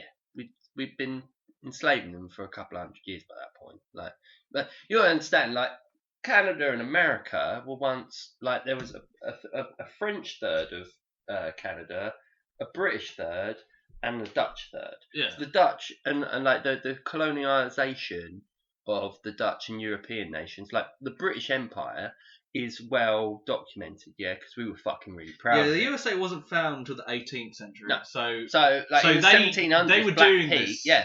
So they literally, to this day, every year they will black up, they'll wear this outrageous outfit and have this Christmas tradition, but it's completely inappropriate. And I think that a lot of these practices in European, like what they take as their own cultural, like is cultural. We're getting full circle, Nick, because they use their own culture of liberalism and the freedoms that they have to say, oh no, well this is just a historical or like a historical cultural thing that we do, rather than you're perpetuating a racist narrative, which to me I find offensive. I like cultural appropriation when we're appropriating martial arts as the greatest pinnacle of an action sequence or what a human being can do with their body and move. And I like those things, to incorporate other cultures into our society and into our films and stuff in order to elevate the elements of like, whether it be this impressive martial arts sequence or how hench this guy is and what they can do, rather than sort of demonising it. Because ultimately, to this day, I think now we live in it depends what sort of political cultural leanings you have, but I live in a postmodern society, so I know what's come before. We can understand the cultural context of these things, but if you ignore it simply to be notorious and have this fucking Dillerman dick guy going around everywhere, like I don't respect your I don't respect a society that ignores the moral imperative of something in order to just argue like, oh, like it's a bit like how you hate Inception, right? Yeah. I'm saying Hate's a it's strong word. fine. It is, and you do hate it. And I no, think I'm it's joking. You overrated. think it's overrated and it's limited by its imagination. And I would say this about like liberal kind of European outlets that want to say something like the weird shit. Like it's okay because in a child's mind, they don't have those same connotations as you do as an adult. And I go, yeah, that's fine. That my giant uncontrollable penis. Is laughable Will to a be child. laughable to a child, yes. But when they grow up, they might have issues about it. Do you know what I mean? Because they're going to associate so many things. Like they're going to go, I can play with this old man's penis because it's not sexual or whatever. I don't know what Okay, the nth degree of that idea is. I can't believe that this is anything other than A controversial, like let's get let's get people hype talking in the press. about it. Yeah, Because but it's more than that. I It's can't, more than that. I can't believe that Dutch children be like, No, mate, I don't have time. I don't have time to like prove out the thing because it's not just a one-off. It is a series and it has created controversy, but it has a following. Is it for children? Yes. Like 100%. Yes. I can't believe that. I can see it being we can't, children in quotes. Okay, but we're not discussing that because it's a kid's show. It's like on CBBC, the equivalent. It's like fucking Mr. It's like fucking who's that guy? Mr. Tibbs, whoever it is, yeah. It's ingrained in their like programming for children. So that's indisputable because it's like the point of it is a kid show. What I'm arguing is why is it so hot? What I want to bring up is your idea of Inception and its limitations in terms of imagination. There's a penis why inside have we the limited? penis. Yeah. Why have we limited it to this basic kind of thing? Like, before we even grew up, we had things like the Magic Roundabout. We had things like I don't know, like do you remember the Magic School Bus? That was Miss Fiddle or something like that. Yeah, and unfortunately, the author of the books that produced that TV show passed away last year, and it was really sad. But as an example of like informative, super imaginative, creative work, that's one of the best. Do you know what I mean? Because it brought education, but it was exciting as well. And if we're talking about like weird, particularly kids shows, a lot of kids shows are fucking weird. They're actually it's one of the genres that gets to experiment as much. And I think, in the way that you think that Inception is boring, I think Dillerman's giant uncontrollable dick guy, I don't have to get offended by it because I don't get offended by anything. Like, I don't get offended by much. I don't really care whether or not your 5-year-old looks at this uncontrollable dick TV show cartoon thing. But do I agree that we collectively as a society could have more creative ideas, more imagination than just look at his funny dick running around like a Well, snake. I think there's a difference between my child has voluntarily watched the Uncontrollable Dick program Right, if he likes it. versus this guy saying, "Hey kid, you need to watch the Uncontrollable Dick program." No, I'm not arguing that. Because one of them is like, "Yeah, you can't watch that," but one of them Yeah. is like, "That is your job." I don't care. You mean the media establishment? Is that what are you talking about there? Like, are you I'm saying I don't want my creepy uncle to tell No, kids to watch that's not the point. the creepy penis Mate, program. without any extraneous thing, please accept this is a TV show completely aimed at young children, trying to in a non-sexual like just make this funny thing. Like literally, it's boiled down to its basic premise, and I would say, in the same way that you go, don't bore me with your fucking aesthetic, Christopher Nolan, I would say, don't limit child's imaginations to uncontrollable dicks. Like, you could have uncontrollable vaginas. Please! No, I'm joking. Like, like the monsters, creatures, fairies, all of this. Like, go back to fairy tales. Don't go and do. Are you looking it up? Yeah, well, I'm just trying to see. Was like, is it from something? Like, is there a historical backing? Oh right. Because if it's like, yes, I'll give you a historical. Old-timey shows of John Dillerman and his massive penis So would give gifts to the children at Christmas time. Yeah, no, Diller means dick in Dutch or something. Yeah. It's John Penis Man. Yeah, he's literally John Penis Man. John Penis Man. And I don't. Have you not met him? I did, but I don't know what I'm talking about. Oh right. He's who you do the podcast with. Yeah. And he's not funny at all. I don't know. It's just one of the things. It's like, I don't want to be the whole point we think of the children sort of guy, but it's like we need to think of the children a little bit. That's all I was saying when I read this article. I was like, if I walked in on my son, and it better be a son, I don't want a daughter. If I walked in on my son watching a show about a man with an uncontrollable penis, I'd be like, "What the fuck are you teaching my kids?" Yeah. This is. If this was a show for like adults, I'd be like, okay. I mean, well, maybe we should write a horror film based on this, John Penis Man, and it's like a superhero horror film. He thinks he's gonna get like a really big dick, and he's getting that penis, and but it becomes so big and uncontrollable that it starts controlling him, like Frankenstein's monster or something like that. Yeah. Would you be interested in working on that? No, it's just I've seen a thing about like that. It's Todd versus the Book of Pure Evil, which was a very underrated show, which I fucking loved, and the guy wished for a bigger dick, and it became he couldn't control the dick. That's a fucking great show, by the way. Todd versus the Book of Pure Evil is an underrated show. 2 seasons. I want another one. Right. Fucking love that show. That's a really good show. Okay. Sorry about that. No, it's a great reference. I mean, how much more? I mean, have you got any other weird references for TV, like kids' TV?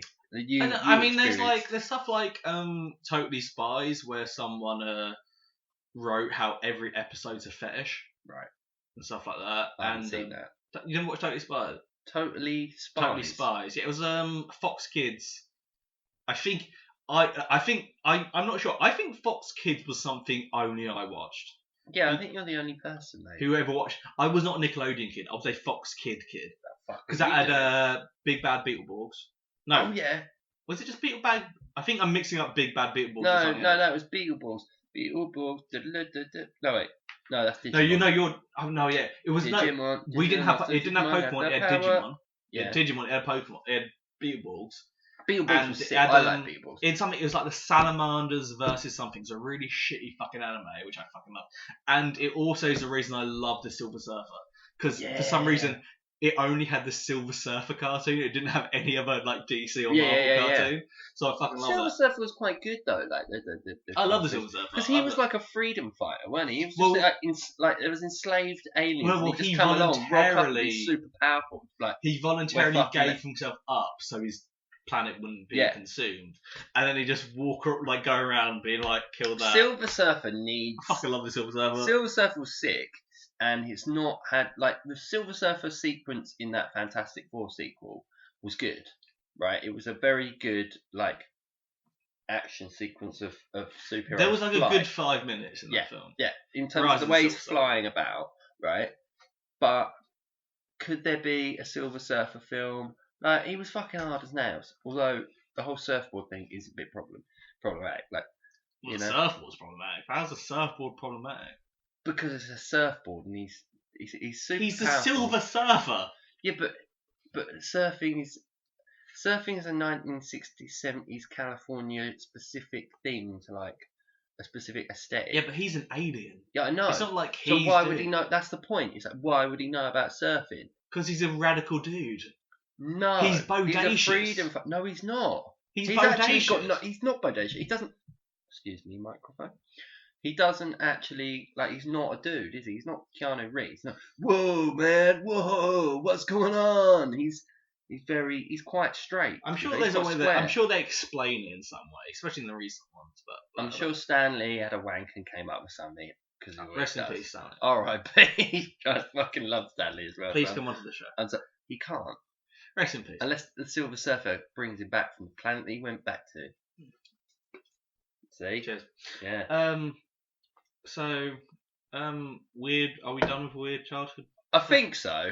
We're an hour and 47 minutes in. So I can keep on going. I For think, a while. fucking hell. No, we can't. This is like a double issue. Well, I've not even done my thing. I want to know your thing, yeah.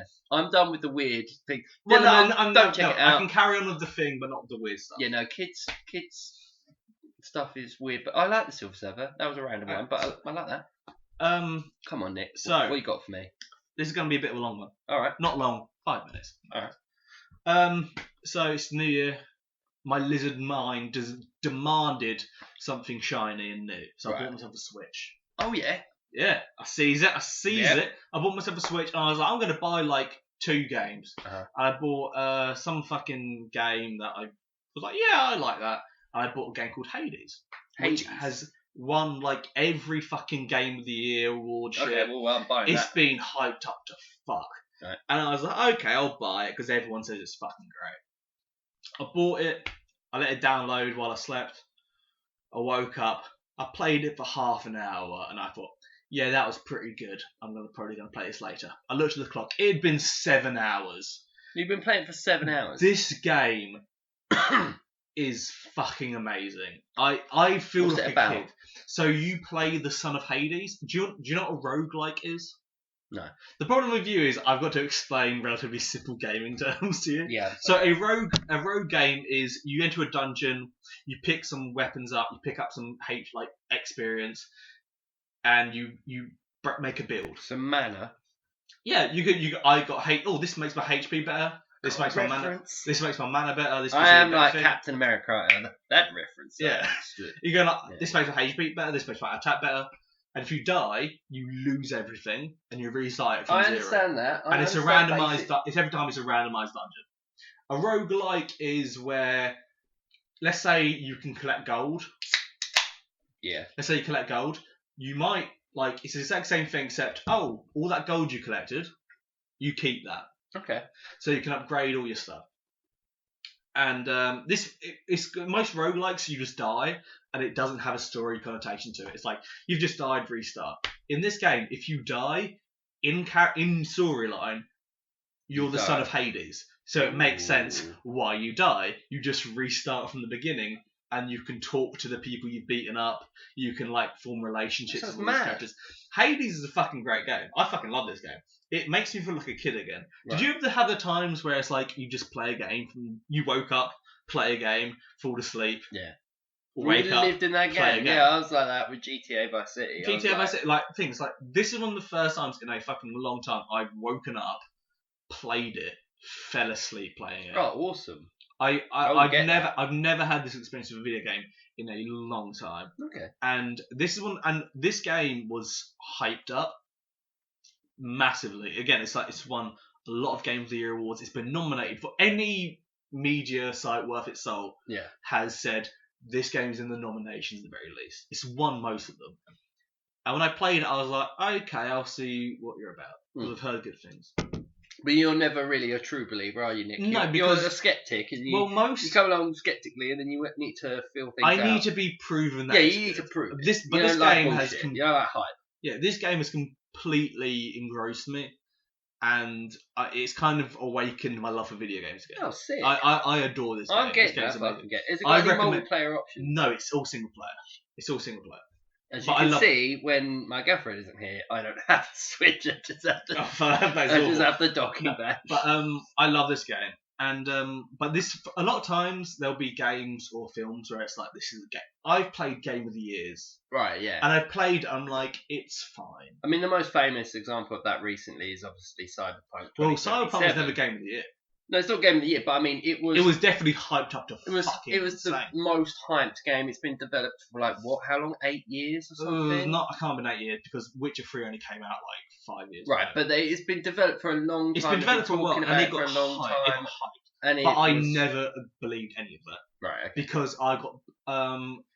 Do you know a game called No Man's Sky Yes. where they promised fucking everything and it delivered nothing? Yeah.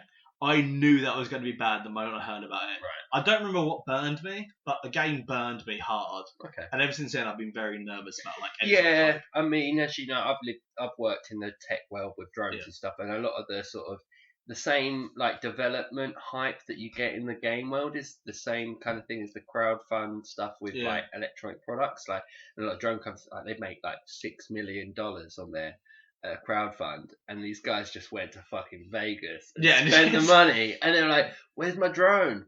You ain't getting no fucking drone. We've been Yeah. having the time of our lives for 2 years." The stocks have been bad, Yeah. and just It's like, just a battery But it's like, this technology. is- We can't.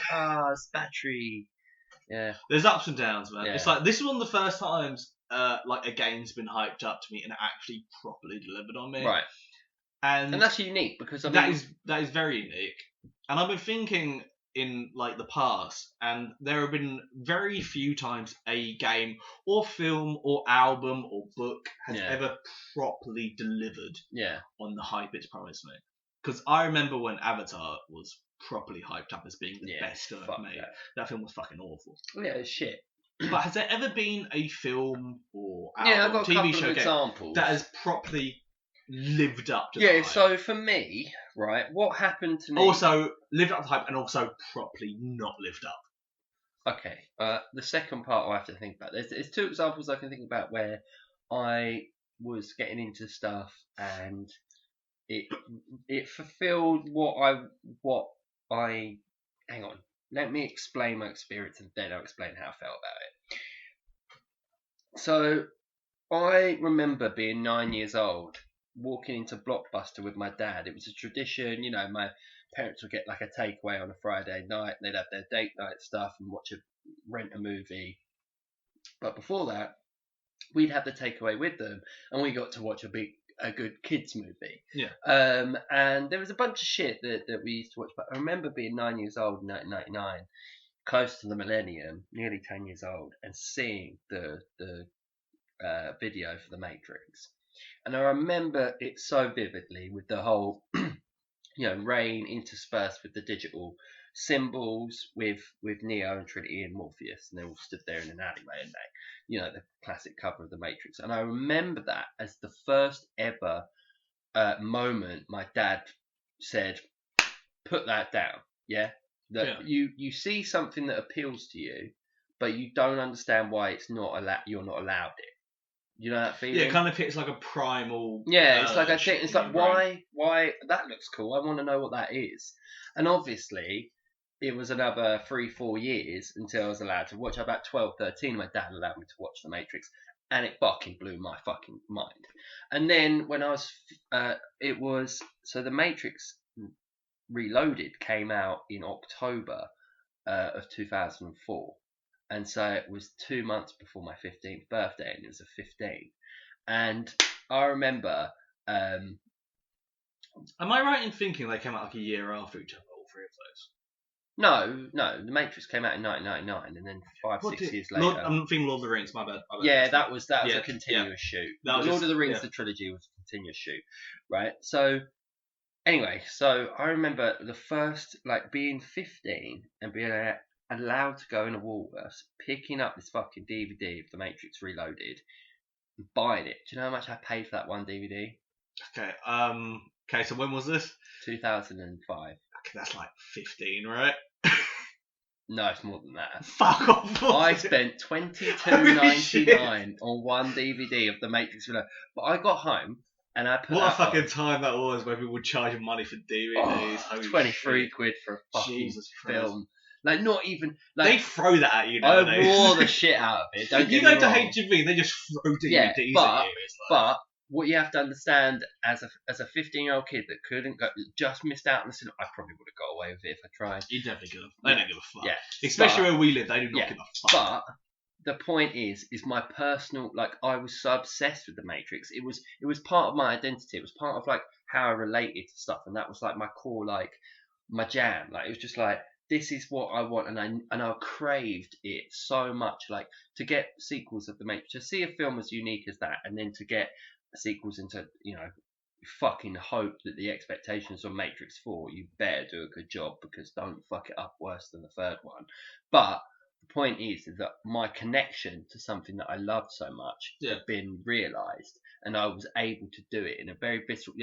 When you're so excited to see this thing, and you've been so like all your mates have told you, oh, it's so good, oh, this episode's that, blah blah blah, and you can't access it. This was in 2005. There wasn't. I couldn't stream it illegally or anything, or legally, or whatever. There was no streaming platform, so that spoke to me like massively. And also, the first time that I engaged with music properly was like in Rainbows by Radiohead, and In Rainbows was the first album that was released in like Virgin and HMV, but they also had a digital download, and they had an option where you could pay as much as you wanted, so you didn't have to pay a tenner or 15 quid for an album. You just paid what you felt was appropriate. Yeah, so they do it at Bandcamp. Yeah, it's like, and now that's a popular thing, in but they were the zero. first people to ever do it. And I remember buying artwork and paying quite a bit of money for it. I think I think I bought it from a Zavvi or a Virgin Records or whatever it was. And if at that time it probably wouldn't have Virgin, because Zavvi only showed in Colchester. Yeah, Zavvi was like, I was like 17 when Zavvi was around, and it was only around for about 2 years. Yeah, it was like yeah. Virgin was there. Yeah. Virgin was there when I was like 8 till 17. Yeah. And then Zavvi was there for like a year. Yeah. So it's probably Virgin. So I remember buying it and like absorbing this album. I have a lot of personal experience with that album, and in terms of what you talk about, I think me and you are inherently different in the way, like when you talk about expectation. I think we both analyse things and we know what we like. So in terms of expectation, it's either you like this or you don't. Do you know what I mean? Like we're kind of like reflexive in that sense. Like, I'm not going to go and fucking watch a musical. My expectation of a musical is I probably won't like it because I don't like the entire genre or modal experience of watching the fucking thing. But I have watched a couple of musicals recently, so I'm full of shit at the same time. I'm a complete hypocrite. But in terms of expectation, what I wanted to explain there was like something that I'd been, like the Matrix DVD, something that you've been wanting for so long, like, and you get it, and it's like a drug. Like, it was like, especially if it actually lives up. It was so important because to me. there's a difference between like hype people have given it and hype you've given it. Yes. And I don't dislike, like, a lot of people criticize the Matrix sequels, but if you're a complete Matrix nerd and you want something, especially, I don't like the sequels. Okay, I love the sequels, and I don't care whether or not you don't like them, because in terms of the universe, in terms of the things that I needed to understand behind the curtain, like the Wizard of Oz stuff, they gave me that, and they gave me that in spades with the Architect and the Oracle, and the balance and the sort of, and I thought a lot of the action sequences were incredible. Like, I think that we can argue over. I agree that the end of the film doesn't do the whole thing justice. Like, The Matrix is like a 9 out of 10, the original film, every day, all day, and it's unparalleled in what it achieved. And so, like, if you're going to flesh out that specific world of it, I don't think you can ever tell a singular narrative that's as powerful, and that's why it isn't very good. So do you still love the third film? Because you said earlier it better be better than the third film. Yeah, I personally like it because I feel like I understand it, but I also also appreciate people might not necessarily like it. Well, this is how I would describe it: is that it was so much. It was so important to me as a franchise and as a thing. Like, you understand, when I was a teenager, Lord of the Rings was the fucking biggest thing ever, and then Harry Potter was the biggest thing ever, and people became obsessed by these things, and they are huge, huge vehicles in Hollywood, and in like you know how much I moan about Harry Potter still being a thing, and that was fucking. Like, it was a massive thing when I was 16, and it's a massive thing still now I'm 30. So it grinds my gears. It's not my jam. Yeah. And I get pissed off because I think The Matrix is a more complex, more interesting, more adult, more aggressive, more intelligent franchise and story and way of, like, discussing what it is about the nature of humanity and, like, the fight between good and evil. Like, I just find it inherently aesthetically, thematically, in every single way better. And it pissed me off that there's all of this shit for everyone else, and I'm scratching. Do you know what I mean? Like, I'm waiting. I've been waiting 6 years for the second film, and so everything that I like, particularly about the third one, we're looking for this culmination. This was massive for me. Like, it was emotional for me. And that's super nerdy. I shouldn't be. No, that's fine. You can tell I've had a few cans, but it's true, and that's true, and I'll admit that now. But I suppose the heart of it is about, like, your own experience, your own identity, and The Matrix was the bomb, and I'm so excited for the fourth, but I'm also hesitant because I know why. I see why. And sequels have limitations, but also, like, it is pretentious because it's indulgent in itself. But I wanted to know that. I needed to know that. Yeah. The substance of, if you're talking about Lord of the Rings and, you know, Tolkien and stuff, like, yeah, you've been able to read and analyze those books for like 100 years. Like, you've got 7, 8, 9 books or whatever it is with Harry Potter. Like, there's substance. So I suppose more because substance, in the sense where it's like, if you really love the Lord of the Rings films, there are like there's a lot of other stuff. There are books, Yeah. and there's the Silmarillion, where you can properly go into detail. detail. All the unfinished stories and all so that you stuff. can properly, like, read into it. If you love The Matrix, like Harry Potter, if you love Harry Potter, there are books after that where you can continue reading. If you love The Matrix, there's nothing there I hate that. as well. Yeah. There's the Animatrix, but that isn't really the same because that is more stories in the universe. Yeah. So you can't really go into detail and be like, well, why did this happen? Why did this happen? Because in the books of, like, the Rings, you can be like, this happened because of this.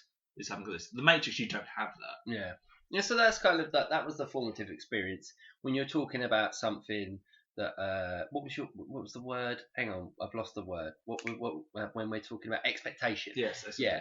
And so, in terms, for me, that was the biggest. That's the only thing I can properly say that, like, lived up to it. That I've been fan. For me, see it later, you know, and I liked it, and I understand why people disagree with that, but for me, like, that's the emotional center of when I can remember, like, really be waiting on something, and then finally getting it and finally absorbing it and be like, yes. So did The Matrix 2 live up to your expectations, or was that disappointing? To be honest with you, also did the third one live up to your expectations, or were they disappointing? Both of them, like, it depends what you mean by expectation, right? I didn't know what to expect. Because personally, I found the third film disappointing. Why? I just didn't think it was as good.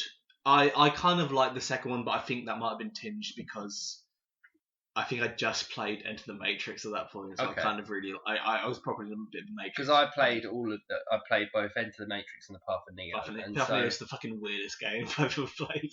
When you find the giant ant.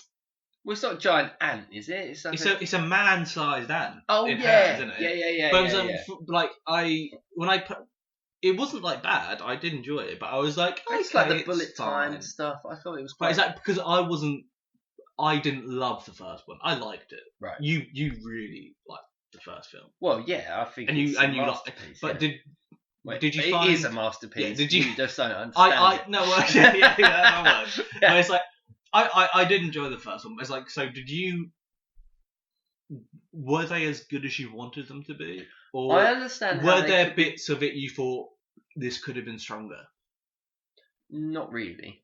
I felt like there were parts of it that okay, so the Merovingian stuff I love. I love the whole idea of like, I don't know. I just love the idea of like programs that have become sentient, but they can't live in the real world. Like the ideas behind it, and I like the action sequences.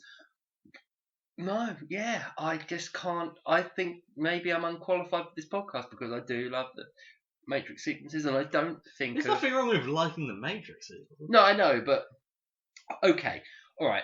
One element that I found jarring. Jason, go in. Just properly go in. Right. One element I found jarring was the when Agent Smith gets uploaded in the real world, and then he's like he hates himself and he's cutting himself and he wants to kill.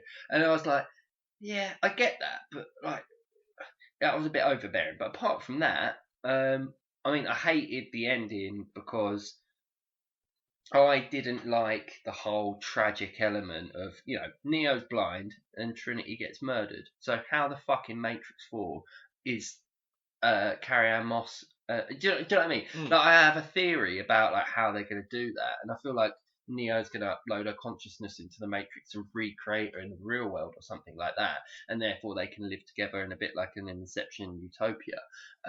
But who fucking knows? It was mad, and it was the only thing I can say that like I don't expect anything from Hollywood or whatever. Like when I'm pleasantly surprised by the offerings that when I stick on Netflix or whatever. Like I saw Operation Odessa the other week. That film blew me away. It's the fucking best film I've ever seen. Like it's the best gangster criminal documentary about people that run the coke game. Like I like extremes. Yeah. And that's where I'd like to leave it, really. Okay, fair. That's fair. Yeah. What about you? Have you got any? What's your expectation pinnacle? What's the thing you wanted and thing? Did you get it or didn't you? I don't know. I've never honestly. Other than How was your Christmas? My Christmas was very shit. And that's Average. exactly how I wanted it. Good. I don't know. I've never been properly excited for something and have it deliver. Yeah.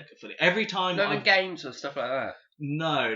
Like Hades was the only time I've generally been surprised at how good something is. Okay. Every other time genuinely I've gone get into that it. and check that out because it sounds. Hades is an amazing game. I would recommend it to anyone. Okay. But film wise, any time everyone's like, "Oh, Inception's the best film ever made," and then I watched it. And I was like, "It's fine. Yeah. It's good. Yeah.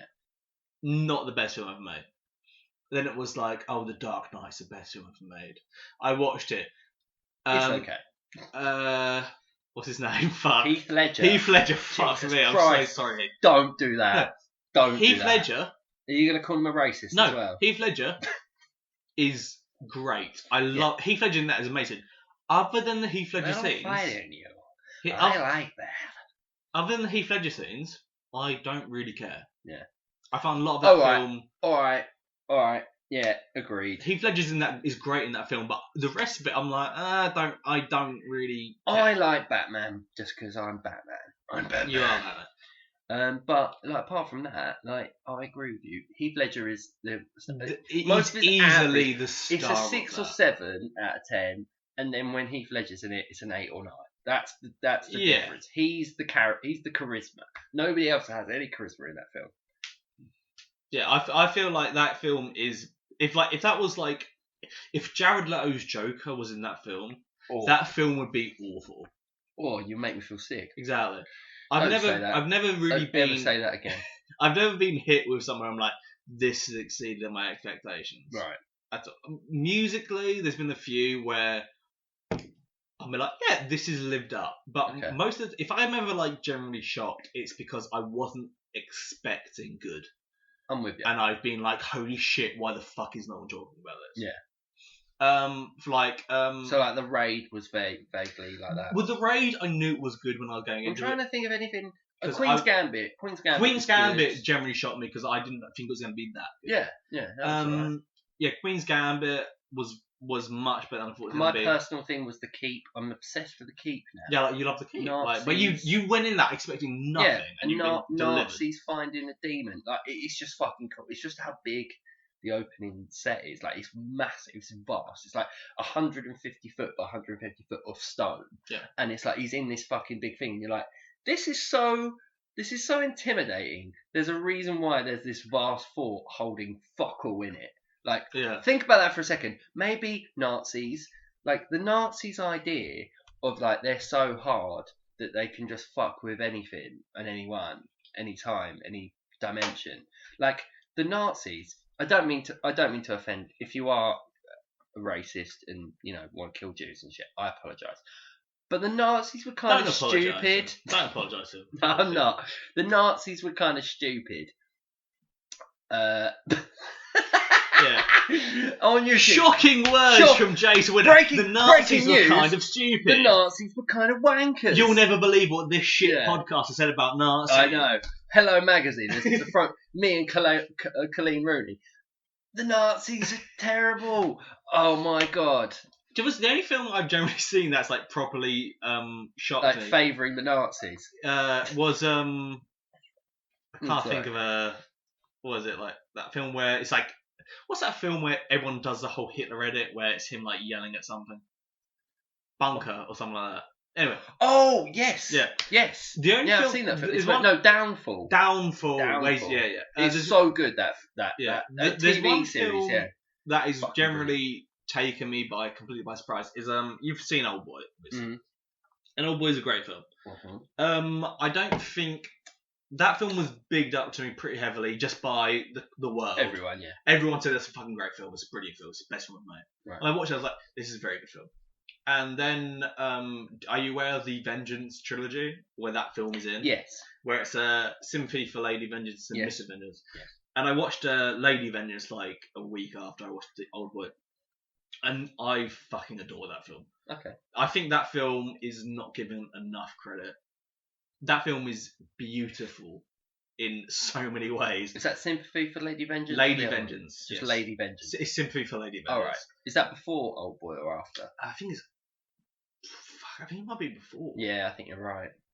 But Lady Vengeance is a film that because no one talks about it. Okay.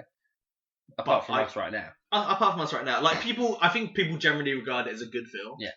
But people don't compare it to Old Boy. Well, it's a bit like director of Parasite. Bong Joon-ho. Bong Joon-ho. Like, people like in the sort of like middle class intelligentsia in the West will watch Parasite, but they won't. 30% of people go and watch some of the other films that these people make. Yeah, because he directed whatever. Memories of Murder. Yeah. That is one of my favourite films of all time. I fucking love that film. And But so no one watches that's the kind of like trope that people have with that, and I find it disrespectful because they're not appropriating the goddamn culture. Why yada. Yeah. So yeah. Yeah. Also, At the Drive-In album. Okay. I fucking love At the Drive-In. I bought that because I bought when I was like 11. There was like 2 out. It was like buy 2 for a $5, and I was like, all right. So I bought DMX's album. Yeah. The one of the I think it was With the Hood At. And it was At the Drive-In's album, and I was like, X gonna give it to you. I love DMX. I love DMX, but I was Who like, else has been a rapper and then a pastor and then a crack dealer? and so many people. He's well. On that note, But I just bought this album fucking randomly. Yeah. And I didn't listen to it for like 6 years. right. I was just like, I grabbed DMX. I was like, DMX, fuck yeah. And I grabbed Yeah. like some random album. God damn it. And then I just went home and I listened to DMX. And this album just stayed in my fucking house for like 6 years. Right. And I never listened to it. And then one day, I was like, I should probably listen to this album. Were you doing a moment of media interaction? And no, I'm just trying to find like the fucking songs I love. Oh. And I was like, okay, so I was like, okay, I'll listen to this album because I've had it for 6 years, so I'm gonna listen to it. And this is my favourite album I've ever fucking listened to. And I'd owned it for 6 years and never listened to it. Relationship Command is a fucking amazing album. Okay. I can't remember. I've listened to some of their stuff, but right now it's so far in my memory. And Alzheimer's, I'm 30 now. At the so Drive-In, Alzheimer's they're like, is an no issue, one so- talks about them at all. And Yeah. like, I think they're well regarded as a band. Yeah.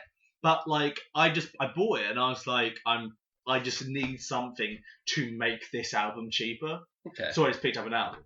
And I was Right, like, okay, it's At the Drive-In. Boom. I don't give a fuck. Didn't listen to it at all.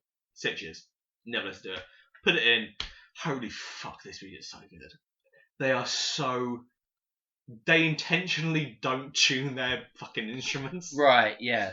Because it sounds better. Holy fuck, I love this stuff.